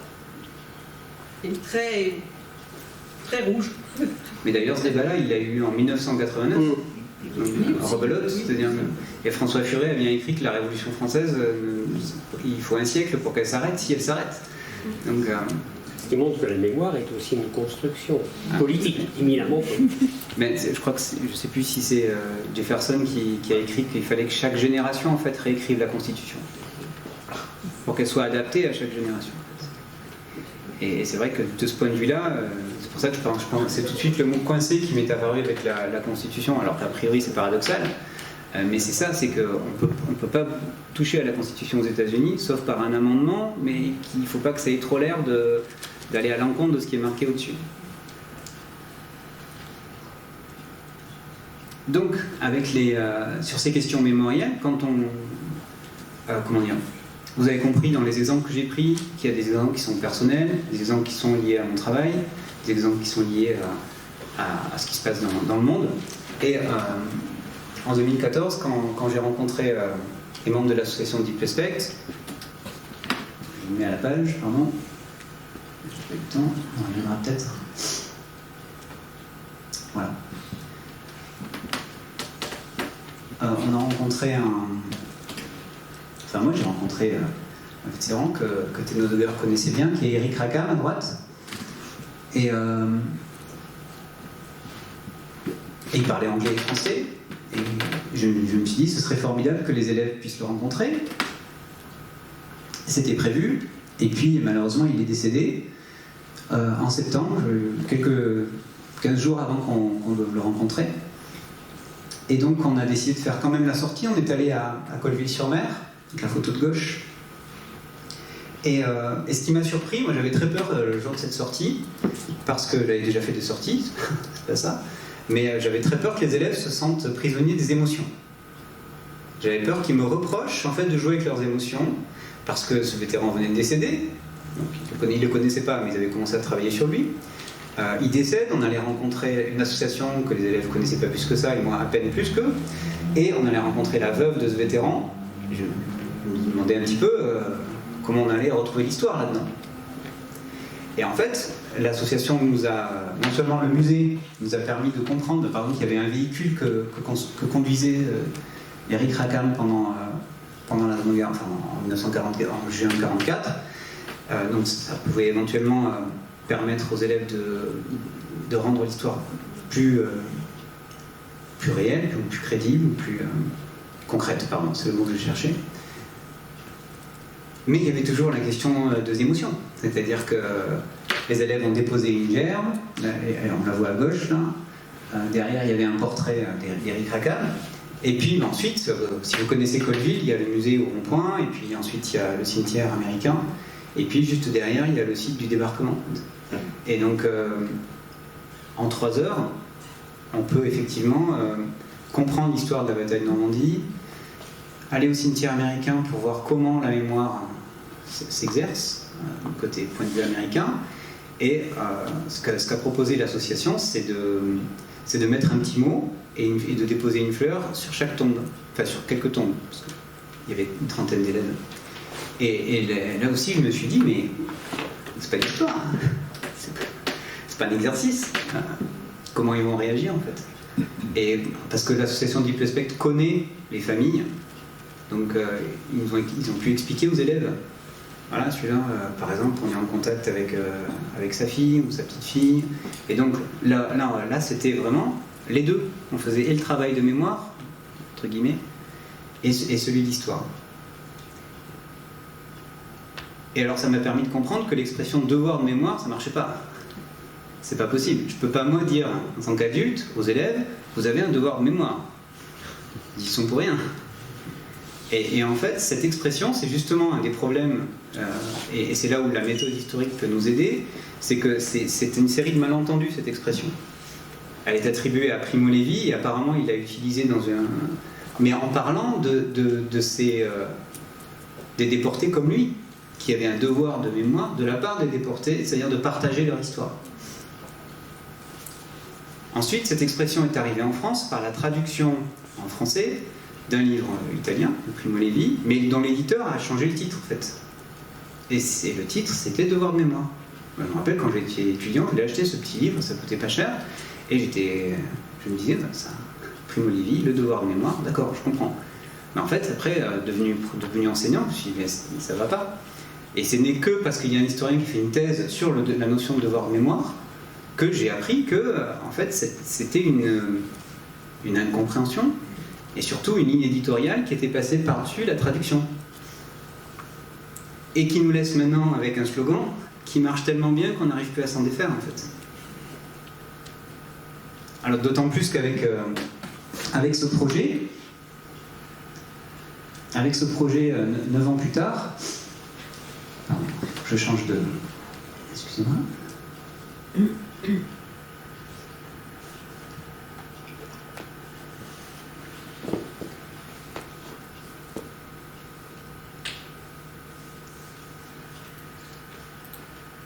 Avec ce projet, on a pu rencontrer une vingtaine de vétérans ou de témoins. Et le but, c'est que les élèves rencontrent une personne, enfin, quand ils rencontraient un témoin ou un vétéran, ils fassent des petits groupes et qu'ils posent des questions. Donc là, par exemple, il s'agissait de rencontrer David Milquist qui s'est battu à la Côte 112 en 1944, à l'été 1944. Et donc les élèves, là, vous voyez, vous avez quelques élèves qui avaient posé des questions à ce vétéran sur sa vie avant la guerre. Et là, on pouvait faire le travail et l'histoire et de mémoire. Parce que, par exemple, ce jour-là, quand on a rencontré David Milquist en 2017, il est venu au lycée, il a témoigné, donc pas seulement sur la guerre, mais sur toute sa vie, en fait. Et aussi sur ce qu'il pensait du Brexit, par exemple, parce que David Milquist, c'est un Anglais qui vit en Normandie encore. Aujourd'hui, il a 99 ans, en fait. On est allé le voir tout à l'heure. On retraçait sa vie, en fait. Les élèves choisissent le groupe, ils posent des questions. Là, c'était en anglais. Ils retranscrivent le témoignage. Et ensuite, on est descendu à Évreux et on est allé au cimetière Saint-Louis, justement. Et David Milquist nous a expliqué ce que ça voulait dire pour lui, la mémoire. Et lui, il était sous-lieutenant quand il est arrivé en Normandie le 12 juin, ou le 16 juin, je ne sais plus, 44. Et entre le 12 juin et quand il a été blessé le 3 octobre aux Pays-Bas, il y a 6 de ses aides de camp qui ont été tués à ses côtés. Et donc pour lui, la mémoire, c'est extrêmement concret. Donc je ne me vois pas demander à mes élèves le devoir de mémoire pour prendre le relais de David Nyquist. C'est une mémoire qui est insupportable. C'est trop lourd à porter. En revanche, le travail de mémoire qu'on peut faire, c'est comprendre pourquoi c'est important pour lui et pourquoi éventuellement c'est important pour nous. Mais pourquoi faire? Lui, il sait pourquoi. Lui, il se demande à chaque fois pourquoi c'est pas lui qui est mort. Et les élèves ne peuvent pas se poser cette question-là. C'est très difficile pour eux, même pour moi, de me dire qu'ils sont morts pour que moi je vive libre. On y pense aux cérémonies, mais est-ce que vraiment on se rend compte? Je ne sais pas. C'est une question philosophique. Et donc en revanche, à partir de ces rencontres, transmettre en revanche. Dire, quand avec les élèves ont rencontré ces personnes qui commençaient à être très âgées, la question à la fin c'était maintenant qu'est-ce qu'on fait? Ces personnes sont restées 2-3 heures avec vous, debout parfois. Nous, qu'est-ce qu'on en fait? Et en fait, on a fait des sites internet comme ça. Et puis on a recueilli ces témoignages. Et puis en fait, la Deep Respect nous a proposé d'aider un vétéran à traduire ses mémoires. Donc quelques élèves ont fait ça de façon volontaire et un peu chaotique parfois. Et puis ensuite, on a eu tellement de témoignages en quelque sorte que pourquoi pas voir ça avec un éditeur aussi et voir si on pouvait faire ça en français et en anglais. Et donc, quand les élèves présentent le livre, même aujourd'hui des élèves qui n'ont pas rencontré les témoins, ils sont contents de parler du travail des autres lycéens. Et donc peut-être, je ne dis pas que c'est fait, mais peut-être qu'il y a une transmission qui se fait et une continuité au sein de l'établissement, en tout cas entre quelques élèves, et aussi une continuité entre la transmission justement de ces histoires, donc de la mémoire. La limite de l'exercice, c'est l'émotion. C'est-à-dire que ce qui permet de rentrer très vite dans le projet, c'est l'émotion, mais ce qui empêche que les élèves retiennent le nom du vétéran en général, c'est aussi l'émotion, c'est-à-dire qu'ils n'ont pas les repères. Et nous, on n'a pas le temps. Déjà, faire une sortie, ça prend toute une journée. Et en fait, on n'a pas le temps de voir l'histoire, vraiment, de la bataille de Normandie. Il faut que ce soit des élèves autonomes dans le musée qui s'approprient telle ou telle connaissance, qui réalisent ce que ça veut dire. Et ensuite, si la rencontre les a marqués, peut-être qu'ils vont retenir le nom de cette personne. Pas faire une interro pour savoir, un QCM pour savoir si c'est... Ça me paraît dérisoire, vous voyez, par exemple. Donc, ce qui m'étonne, pour terminer sur tout ça, parce que c'est vraiment que maintenant on a quasiment plus de témoins, mais les élèves reprennent le projet, et il me semble que là, il y a aussi une piste, c'est-à-dire que plutôt que de parler de devoir de mémoire en parlant aux élèves, il faut peut-être parler de devoir de mémoire en parlant à nos institutions, en fait. Parce qu'avec nos élèves, on était allés aux cérémonies à Mauthausen, qui commémore la libération du camp, et dans ces cérémonies-là, les élèves ont pu parler. Il y a un élève qui est là, tu confirmes? Oui, on a pu parler à beaucoup de représentants sur place de différentes délégations. Oui, ça se fait simplement. Et les élèves ont pu proposer de contribuer au protocole. 3 semaines plus tard, ils étaient invités le 6 juin pour une cérémonie internationale à Bernières-sur-Mer en présence d'ambassadeurs et de ministres. Et on devait faire la même chose. Qu'est-ce qui s'est passé? On a chanté sans micro. Et personne ne nous a vu chanter. Surtout pas les quelques vétérans. Il y avait 20 vétérans qui étaient juste derrière une haie, qui ne voyaient pas. Et on a chanté pour nous-mêmes, en fait. On a eu une place dans cette cérémonie grâce à une association, qui est le comité du débarquement, qui s'est démené pour qu'on soit là. Mais en revanche, une fois que le protocole était lancé, on n'avait plus de place. Et donc la question, c'est quand même, à quoi ça sert? Oui. Pourquoi les élèves s'investissent et il n'y a pas de place dans le protocole? Voilà. Donc, en conclusion, je dirais que on voit bien que pour cerner ces questions, il faut que le citoyen, déjà, il ait envie de s'informer. Ensuite, il faut qu'il prenne conscience qu'il faut être vigilant. On l'a vu avec la citation en début, elle a l'air bien, et puis après, on se pose la question. Et puis, une autre impression qui m'est venue aussi petit à petit, c'est que les relations entre l'État et ses citoyens, c'est un peu comme dans une famille en fait. C'est-à-dire que si les parents, quand ils se trompent, et ça arrive, et qu'ils réprimandent leurs enfants, mais que derrière ils ne s'excusent pas pour dire pardon, j'ai réagi trop vite, ben en fait il y a la confiance commence à être rompue. Et je pense il me semble que les relations entre l'État et les citoyens, c'est un peu ça. Nicolas Sarkozy, il refusait la repentance, mais on ne demandait pas au président de traverser Paris en pénitent. C'est pas le bon terme. Si on regarde le terme de repentance, ça n'a rien à voir. L'État reconnaît, et du coup il ouvre les archives en fait, c'est ça le truc derrière. C'est que si l'État ne reconnaît pas, par exemple, la guerre d'Algérie, il n'a pas reconnu la guerre d'Algérie, là il n'y a pas accès aux archives, c'est pas une guerre. Ah ben comment on travaille l'histoire alors? Et après comment on rapproche les peuples? Si on ne connaît pas l'histoire, on va rester sur des a priori. Et inversement de l'autre côté. Ben, c'est un cercle vicieux. Et comme les émotions sont très faciles à titiller sur les questions d'identité, c'est ta faute, non c'est la tienne, et on voit les disputes autour des cérémonies des commémorations du 19 mars. Voilà. Pourquoi le 19 mars alors? Comment? Ou du 5 décembre.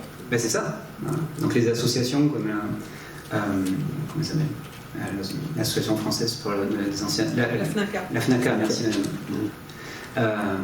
Elle maintient le 19 mars, elle explique pourquoi. Oui, mais comme officiellement Jacques Chirac avait voulu le 5 décembre, résultat, dans de nombreuses communes, il n'y a pas de stèle, il n'y a pas d'endroit où se recueillir parce que personne n'arrive à se mettre d'accord. Alors des fois, dans certaines communes, on fait quand même une stèle au 19 mars, mais bon, c'est pas officiel, c'est très gênant. On est dans un hiatus entre l'État et le désir de la FNAC. Mais donc je reprends ma comparaison peut-être un peu osée avec les parents. Oui. Il faut être responsable, c'est-à-dire prendre une décision. Et après, si cette décision elle plaît pas, on discute et puis on peut changer d'avis aussi, c'est pas déshonorant. Et la question c'est ça, c'est que si quand on se trompe, on reconnaît pas qu'on s'est trompé, on perd confiance. Donc on va faire son truc dans son coin. Et donc on va créer des baptises des villes, ou bien on fait des cérémonies qui sont à la limite parfois de la légalité éventuellement, ce qui crée d'autres problèmes derrière. Donc je voulais dédier ce petit échange avec vous. Merci beaucoup d'être resté. Je voulais le dédier à David Milquist, donc 99 ans aujourd'hui, et qui est resté en Normandie depuis plus de 30 ans, et qui se dit anglo-normand. Et voilà, merci.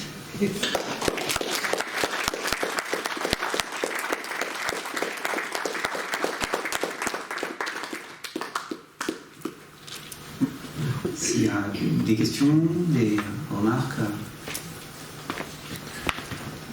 Oui, sur les coquelicots en Angleterre et en Écosse, effectivement, le coquelicot blanc, c'est l'emblème des Jacobites, hein, c'est The White Cockade. Ça a donné une chanson d'ailleurs qu'on entend souvent en Écosse. Alors que les coquelicots rouges qu'on voit partout, ça c'est la guerre de 14.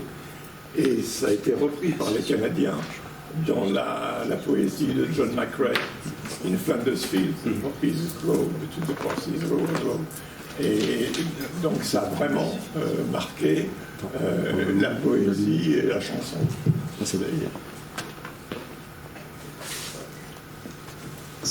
Il me semble que alors, au XVIIe siècle, il y a pardon, moi j'étudie les Covenanters. Les Covenanters protégeaient le roi, mais à condition qu'il respecte l'église presbytérienne protestante. Et donc, eux ont adopté par exemple le ruban bleu. Et les autres avaient un ruban de couleur, ça pouvait être rouge ou blanc, selon où ils se trouvaient. Et il me semble que par rapport à la Première Guerre mondiale et au poppy blanc, c'est le mouvement pacifiste qui s'en est emparé. Et la société britannique, quand même, a une culture militaire assez prononcée. J'avais remarqué quand j'étais étudiant, par exemple, dans les librairies, il y a un rayon histoire militaire qui est parfois plus large que le rayon histoire du monde. J'exagère à peine. Et c'est assez étonnant, mais en fait, c'est toujours sur les mêmes types de conflits. quand j'étais enfant, j'étais allé en Angleterre aussi dans une école, et j'étais très surpris de me voir interrogé par des élèves de 12 ans, donc de mon âge, sur la bataille d'Azincourt. Pardon.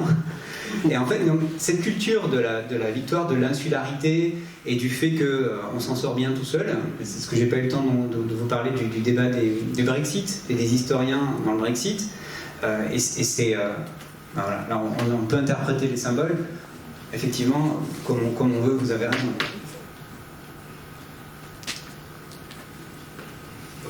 Je voulais prendre le micro.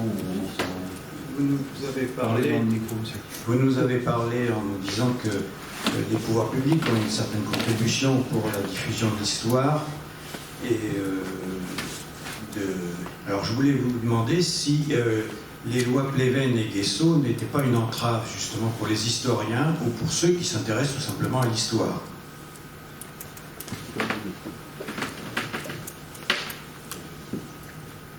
La réaction de beaucoup d'historiens, ça a été de créer donc, ce comité de vigilance des usages de l'histoire.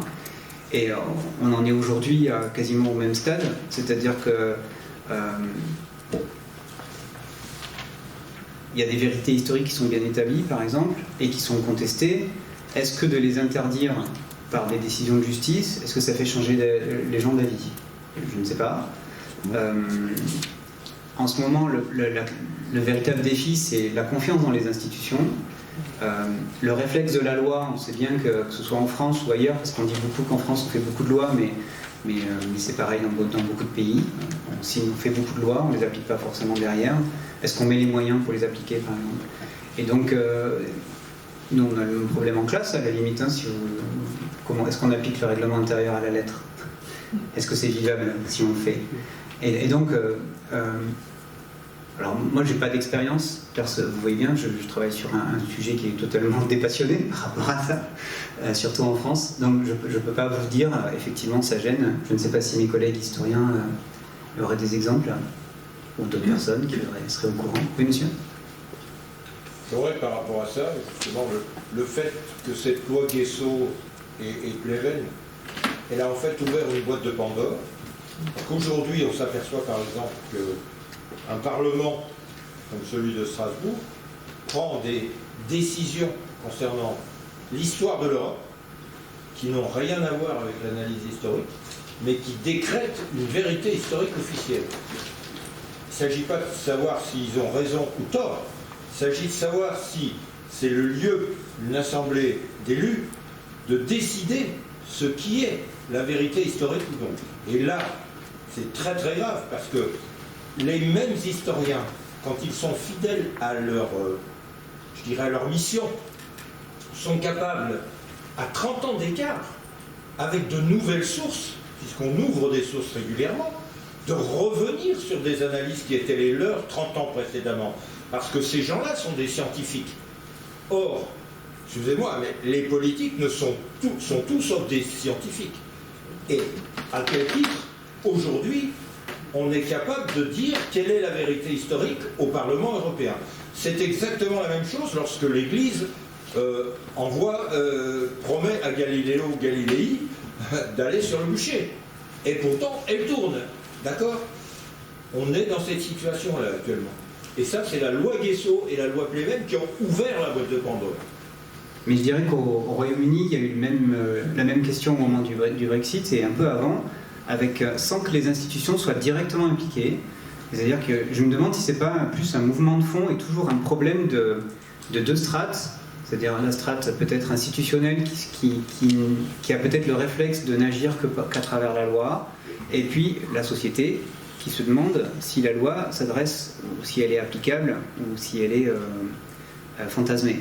Et au Royaume-Uni, donc au moment un peu avant le Brexit, il y a un mouvement d'historiens qui s'est créé, parce que la question c'est, quand on devient historien, c'est comme si c'était on n'a pas tous la même façon d'aborder l'histoire, on n'a pas tous la même façon de l'exercer, et on a des engagements peut-être par ailleurs qui font que si on le faisait en classe, évidemment, ça passerait pas peut-être. Et donc, au Royaume-Uni, il y a un mouvement qui s'est créé qui s'appelait, et qui s'appelle toujours Historians for Britain. Difficile à traduire parce que Britain, c'est la Grande-Bretagne, mais en fait, ce qu'ils veulent dire, c'est le Royaume-Uni. Donc les historiens pour le Royaume-Uni, et c'est un mouvement qui était très proche en fait de think tank, vous savez, ces cabinets de conseil et d'influence thatchériens, ou en tout cas hérités du thatchérisme, et ils ont utilisé les réseaux sociaux. C'est-à-dire très tôt, dans la campagne et avant même la campagne, ils ont créé cette association, et surtout, ils n'ont pas eu de problème à avancer des choses qui n'étaient pas directement historiques. Et donc des poncifs, comme de dire que c'était normal que le Royaume-Uni ne soit pas européen parce que c'était une île. Donc qu'est-ce qu'on fait avec Malte et la Corse, nous Donc ce sont des raisonnements qui sont quand même assez étonnants. Et il y a un contre-mouvement qui s'est créé, Historians for Britain in the European Union. Et un des historiens qui en faisait partie, Andrew Knapp, a fait une contribution dans une revue que vous pourrez trouver sur internet, dans laquelle il explique comment ils ont été dépassés en fait par le mouvement History for Britain. D'abord parce qu'ils étaient soutenus par ce fameux think tank, donc ils avaient des soutiens politiques, des relais médiatiques, de communication, des conseillers, et puis peut-être des soutiens financiers, ça je ne sais pas. Et puis surtout, il reconnaît avoir été naïf. C'est-à-dire, ils disent, moi je suis historien, si on va discuter, on va écrire un livre, et puis après, quand il va sortir son livre, je vais répondre par une revue sur son livre, puis je vais sortir un autre livre, mais en fait, c'est plus comme ça que ça marche, là. Parce que c'est dans le politique, parce que c'est dans la communication, parce que c'est dans le tac au tac. Et en fait, ils ont raté la guerre de communication sur Internet. C'est son bilan amer, c'est que ça l'a épuisé, et qu'ils n'avaient pas les bonnes armes pour lutter, pour contrer les mensonges des Brexiters. On a une question ici. Je me demandais comment est-ce qu'on peut déterminer qui a un devoir de mémoire. Enfin, est-ce que c'est une question personnelle nous-mêmes on prend l'initiative, ou est-ce que c'est par rapport aux personnes qui sont directement concernées? Mais vous êtes du lycée ici, non? Vous connaissez la plaque pour les enfants Madame Beck? Bah oui. Vous connaissez pas? Tu peux expliquer? S'il te plaît. Alors en fait, j'étais professeure ici il y a 2 ans. Maintenant, je suis au lycée Sangor. Et avec les élèves, on a travaillé dans le cadre du concours de la résistance et de la déportation. Et on est parti de cette plaque qui est ici. Où vous avez les victimes de la Seconde Guerre mondiale à Évreux, et notamment du lycée d'État, qui n'était pas ici, qui était en ville. Et on a constaté qu'on avait les victimes de bombardements, on avait des élèves et des professeurs qui avaient été résistants et déportés, et on s'est aperçu qu'il n'y avait pas des enfants juifs qui avaient été scolarisés au lycée d'État, et dont on avait trouvé une mention aux archives départementales. Donc avec ma collègue, Madame Lesage, on a vraiment fait un travail de recherche avec les élèves, et on a retrouvé en fait le nom de ces 3 élèves, et donc on a voulu absolument mettre une plaque pour ces enfants-là. Et là on voit bien, je pense, dans l'après juste Seconde Guerre mondiale, des concurrences un petit peu mémorielles, où effectivement on met en avant la résistance et on oublie complètement en fait les victimes juives. Et donc on a fait poser la plaque, s'est posé la question de où on la mettait aussi, parce que voilà, c'était un peu compliqué. En fait la plaque est juste à l'entrée du lycée, là dans le hall, à côté de la porte du bâtiment A. Et en fait, oui, les élèves ne la voient pas forcément, alors qu'on a essayé de la placer justement à un endroit où ils pouvaient la voir. Et en fait, on a retrouvé les descendants aussi de ces familles. Et quand on a fait l'inauguration de la plaque, on a invité les descendants qui... Enfin, moi, ce que je retiens beaucoup, c'est une descendante m'a dit « Merci, vous nous avez réconciliés avec notre histoire familiale. » Parce qu'en fait, ils n'avaient jamais parlé avec leur père de cette histoire. Enfin, le père voulait en parler, mais les enfants disaient bon, ils nous embêtent un peu à toujours ressasser les choses. Et de découvrir ce travail des élèves sur leur propre famille. En fait, maintenant, ils font des recherches sur leur histoire familiale, notamment avec le mémorial de la Shoah. Et voilà, donc moi je suis très fière de ce travail, et puis je pense que les élèves avec qui on a travaillé sont encore en contact avec moi, parce que ça a vraiment marqué quelque chose. Et voilà, j'ai l'impression d'avoir un petit peu œuvré, en tout cas, pour l'histoire, effectivement, et donc aussi un peu pour la mémoire, et d'avoir réconcilié cette famille avec sa propre histoire. Voilà, je trouvais que c'était intéressant. Pour information, elles ont écrit un livre, La carte postale. Alors, justement, il y a mention du travail. Mais bon, c'est vrai que c'est assez romancé. C'est un peu romancé. Donc, pour répondre à votre question, mademoiselle, pour répondre à votre question, vous voyez une initiative, elle a débouché, mais après, quel est le relais? Donc, comme vous dites, c'est le rôle de l'institution, ça pourrait être de savoir ce qu'on fait de cette plaque, ou ce qui a été fait, et ce qu'on fait. Donc, quand il y a un changement de chef d'établissement, ils ont rarement le temps de parler de ce genre de choses, je pense. Donc, oui, sur le sujet. Juste un mot, la commune où habitaient 2 des enfants a désormais une rue à proximité de la propriété qui était celle où s'était installé Rabinovitch, le pétainisme souhaitait qu'ils deviennent soit agriculteurs ou des métiers manuels, enfin, je ne sais plus trop lesquels. En tout cas, M. Rabinovitch avait décidé d'être officiellement agriculteur, même s'il ne savait pas planter un chou. Donc il avait une ferme, et à côté de cette ferme, désormais, il y a, alors c'est une impasse parce qu'il n'y avait que ça disponible, mais une impasse qui porte le nom des Rabinovitch. C'est la commune des Vendées. Et ça se passe au Vendée.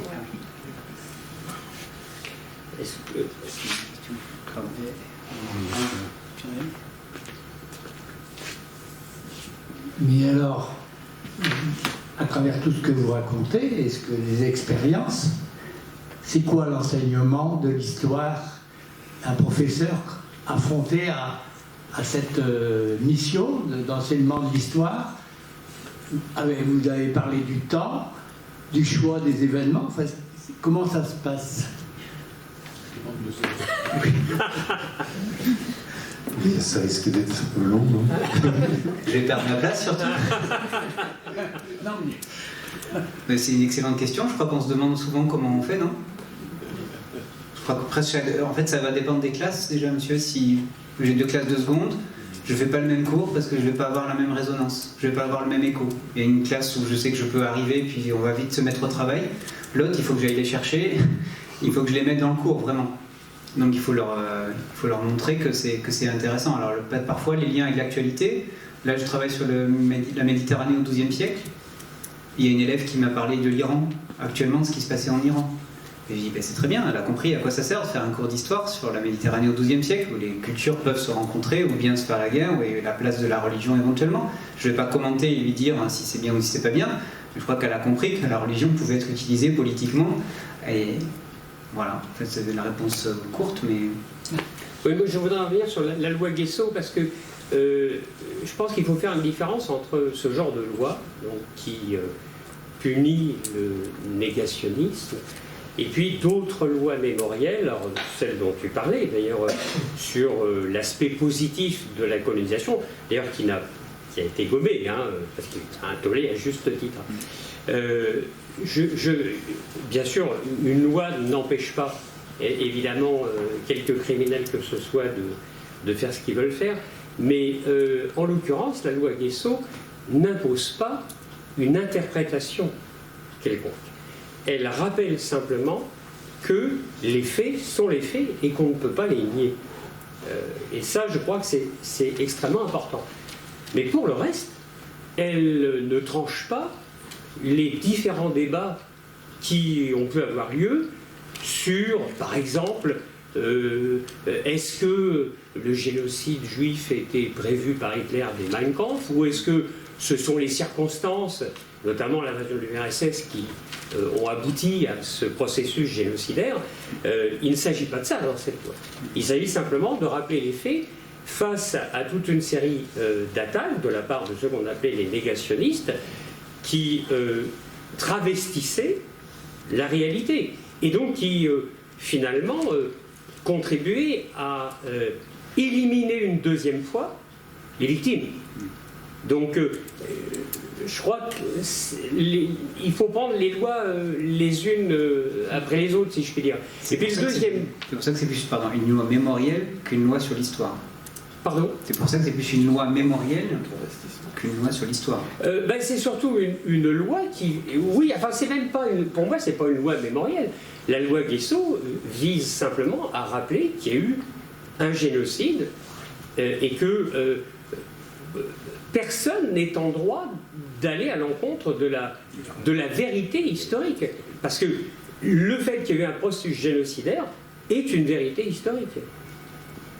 Oui, mais ça me paraît quand même tandis que étrange que l'État doive faire ça comme ça. C'est-à-dire que ça veut dire qu'il renonce, par exemple, à nous donner les moyens de pouvoir le faire en classe. Je ne dis pas que c'est une bonne chose.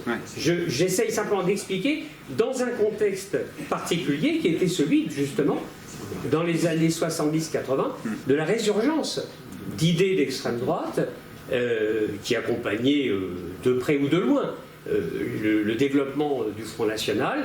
Tout le monde se rappelle cette phrase de Jean-Marie Le Pen, qualifiant de point de détail de la Seconde Guerre mondiale de génocide. Et donc, alors on peut regretter qu'il y ait eu cette loi ou pas, mais elle ne peut pas être considérée de la même manière que d'autres lois mémorielles. Quant au devoir de mémoire, je pense que si on l'interprète comme une injonction, je pense qu'on se trompe. Parce que tu as démarré ta conférence par quelque chose qui me semble très important. Tu as parlé de la dimension citoyenne de l'histoire et de la mémoire. Je pense qu'un individu, comme une société, ne peut pas se construire en mettant un certain nombre d'éléments de son passé sous le tapis. Et que être citoyen, c'est être conscient de ce qu'on doit, positivement ou négativement, à ceux ou celles qui nous ont précédés. Et en ce sens-là, je crois que l'amnésie est l'un des pires handicaps d'un citoyen. Un citoyen amnésique, ça ne peut pas exister après. Parce qu'il serait incapable de faire des choix raisonnés, raisonnables, et qui permettent de s'inscrire dans une continuité. Parce qu'une société, ça n'est pas, je crois, des moments juxtaposés.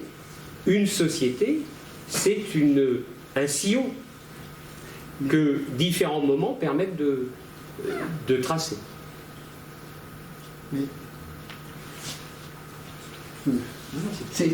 C'est assez curieux parce que quand vous avez exposé les cas concrets, vous avez pris des événements dont des gens avaient participé à ces événements et vous avez fait réfléchir les élèves sur ces événements avec cette réalité-là. Enfin, il y a une mémoire qui s'est exprimée.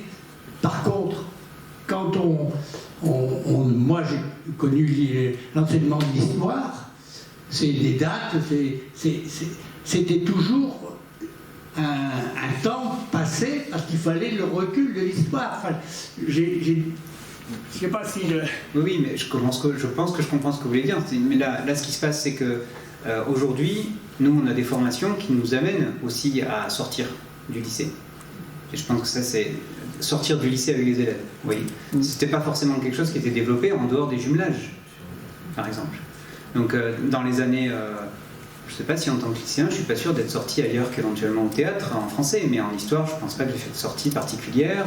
Et je me rappelle que mon prof de première avait une formation à Mauthausen de quelques jours, mais nous, on n'était pas concernés en tant qu'élèves. Après, quand le mémorial de la Shoah a été institué, et là, il y a une politique d'éducation et de sensibilisation, de formation des enseignants et aussi d'ouverture éventuellement aux élèves qui a été développée. Et là, ça a été plus systématique peut-être. Et aussi, les personnes ont davantage témoigné depuis les années 80-90. Ça ne veut pas dire qu'elles ne parlaient pas avant, mais ça veut dire qu'il y a eu un besoin de parler.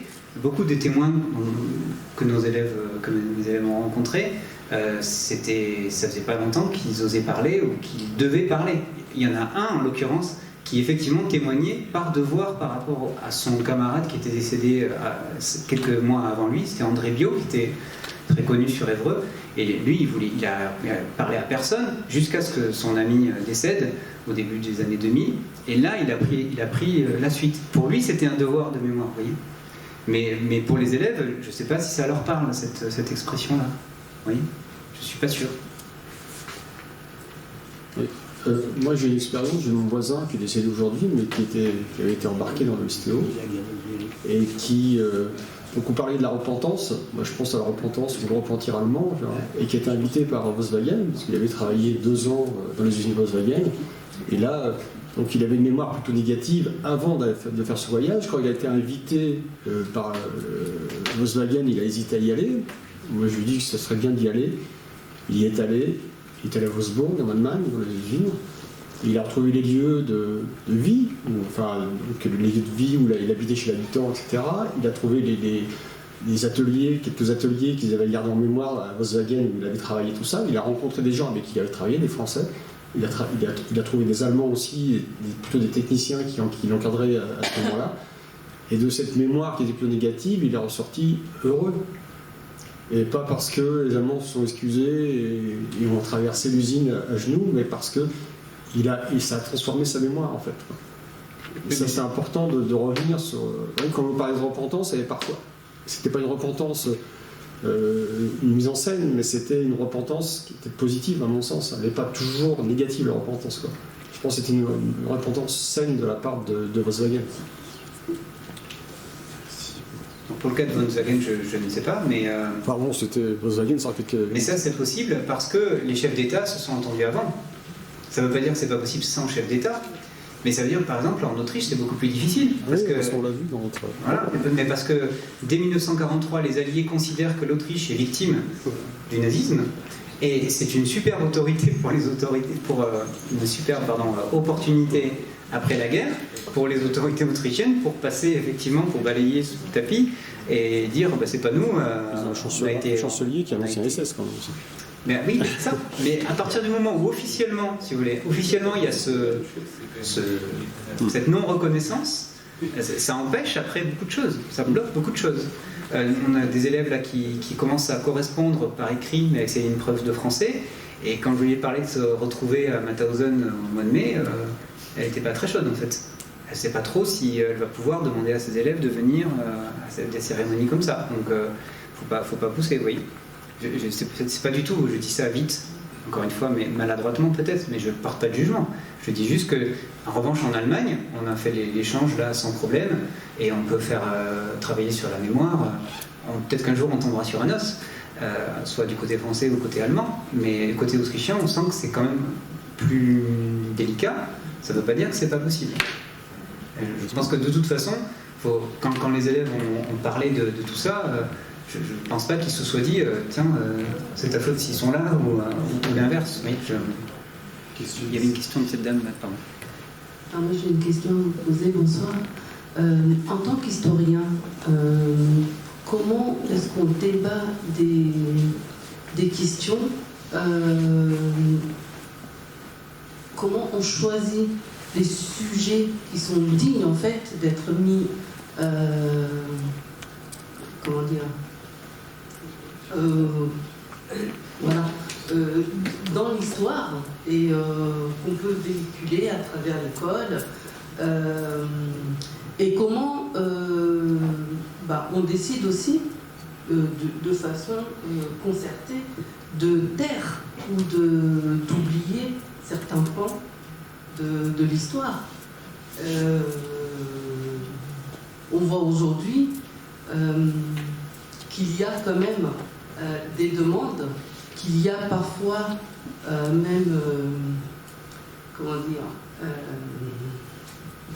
des chocs entre certains pays parce que certains estiment que leur histoire n'a pas été reconnue en tant que telle, a été minimisée et pour moi en fait c'est une deuxième violence qu'on fait à ces personnes-là en fait. Voilà. On peut ne pas être dans la repentance, ne pas s'excuser à genoux, c'est pas ce que la plupart des gens demandent, mais être reconnu, que ce soit discuté et qu'on puisse mettre des mots sur ce qui s'est passé, sur les mots, le mal en fait, aussi pour que ces personnes-là puissent être considérées. Je parle par exemple des afrodescendants des îles qui se disent qu'en fait ils ont toujours le stigmate en fait dans leur corps, ça a été incorporé. Et je crois que c'est Aimé Césaire qui parle d'un larbinisme. Enfin, il y a plein de choses qui restent en fait, qui passent de génération en génération. Alors comment aller à l'encontre de ça, si ce n'est qu'en parlant de ces choses-là, en les reconnaissant? Parce que c'est une histoire partagée en même temps, donc il faut travailler à ce que ça puisse être discuté. Je comprends, il y a beaucoup de choses dans vos remarques et questions. Question, pas si, une question. Comment? C'est pas une question. Comment on choisit?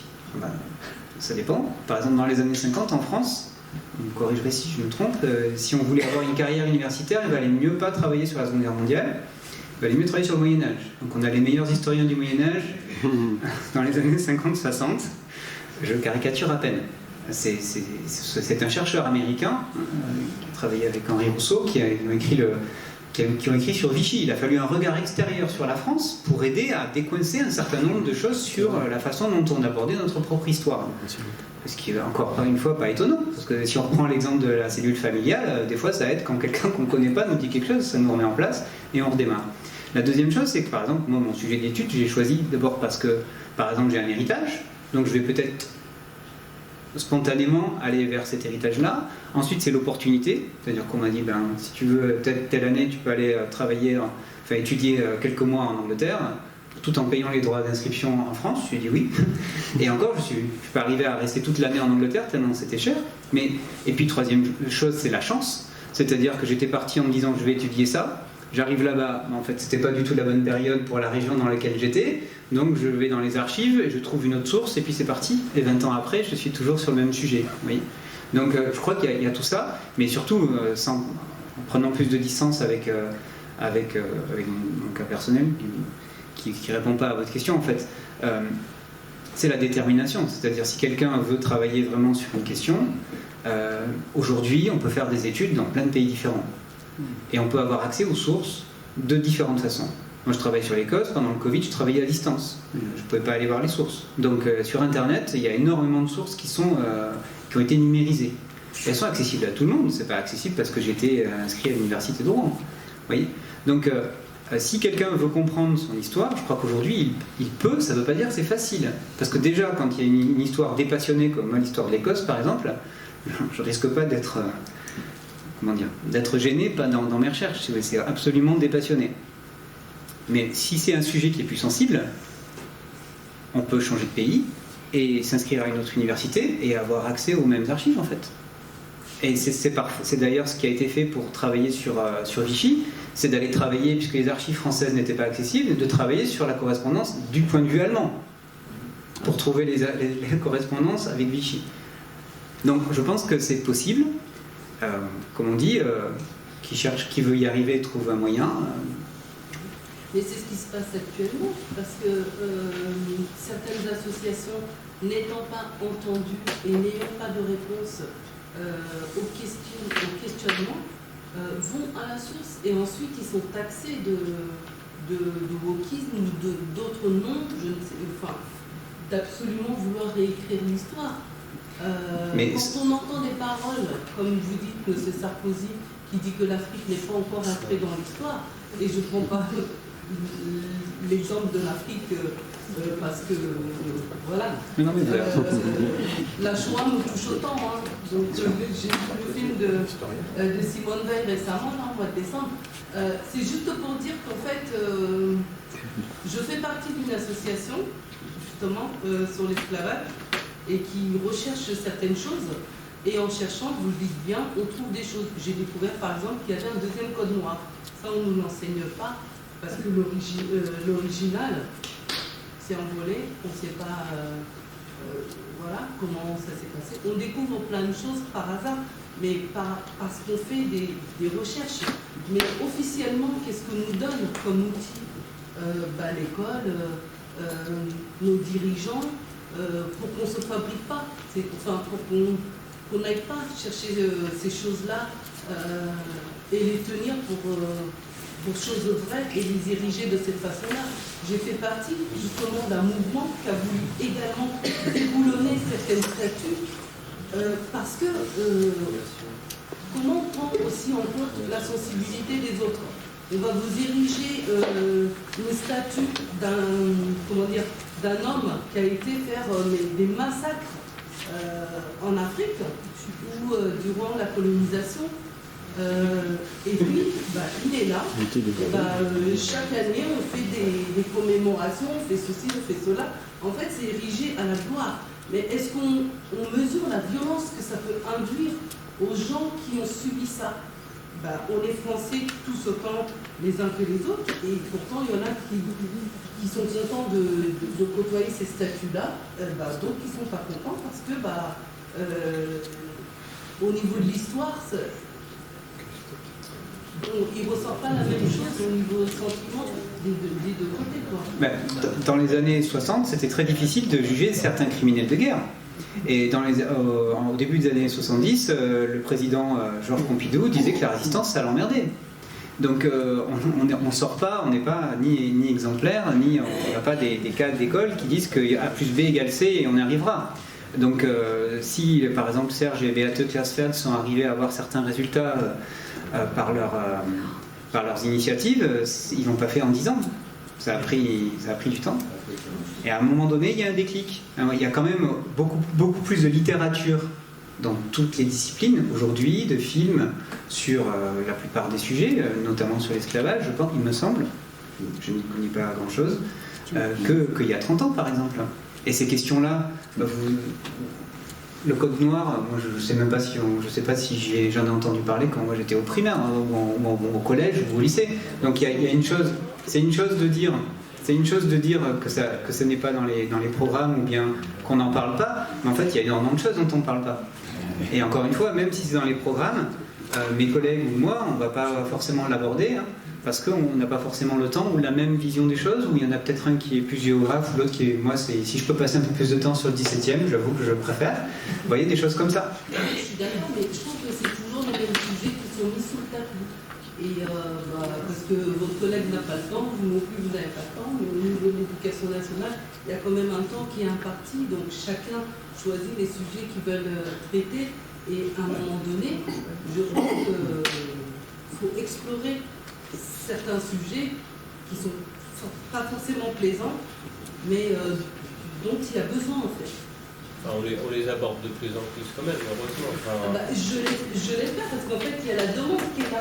Mais c'est au-delà de la demande sociale, c'est une demande aussi des enseignants pour écrire une histoire qui est de plus en plus universelle et de plus en plus décentrée de l'histoire française aussi. Enfin, les travaux de Patrick Boucheron qui sont de plus en plus médiatisés aussi. Alors évidemment, il attire la lumière à lui tout seul alors qu'il n'est pas le seul à le faire.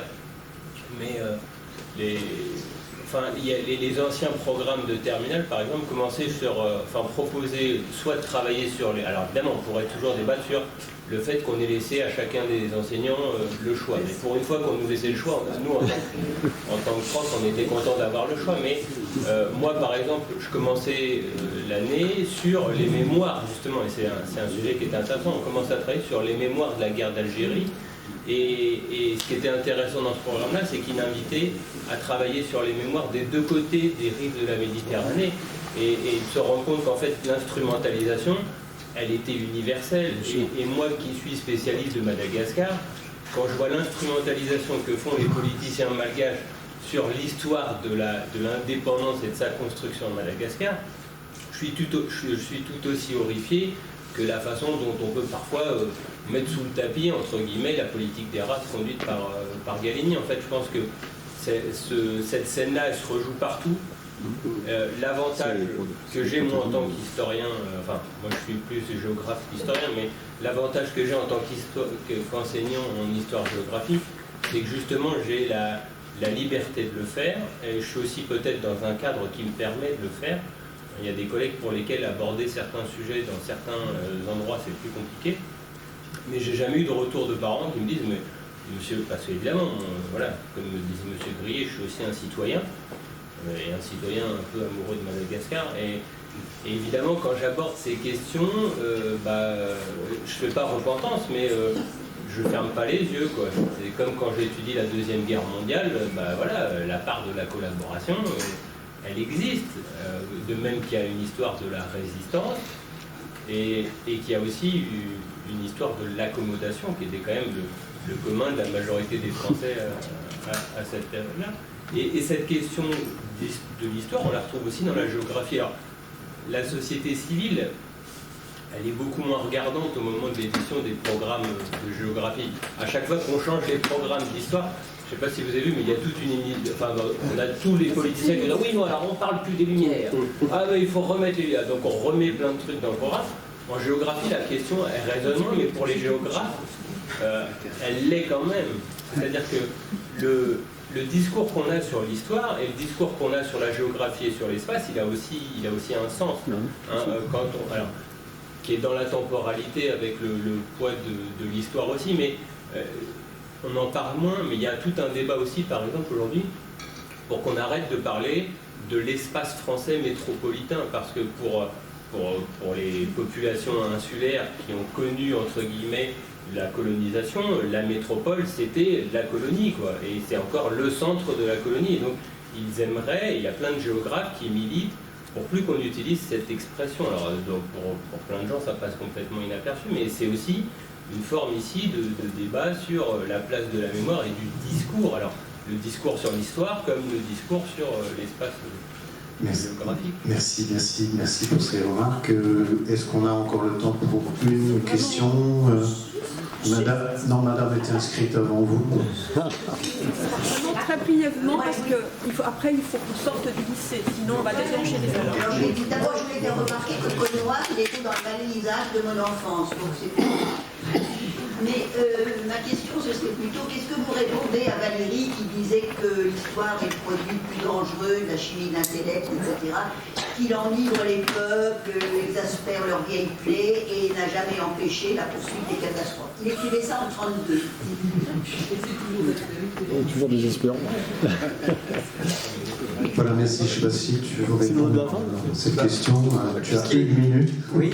Puisqu'il est question de minorité, je vais pouvoir placer mes Écossais. Donc, à la fin des années 90, le gouvernement écossais qui préparait, une partie du gouvernement en tout cas, préparait une demande de référendum pour quitter le Royaume-Uni et devenir indépendant, s'est appuyé sur des textes du XVIIe siècle, en demandant qu'ils soient davantage étudiés à l'école. Le résultat n'a pas du tout fonctionné, dans aucun des cas. Merci. On va conclure. Merci à Lucien pour cette très intéressante conférence. Merci à tous qui avez participé et qui avez enrichi notre réflexion.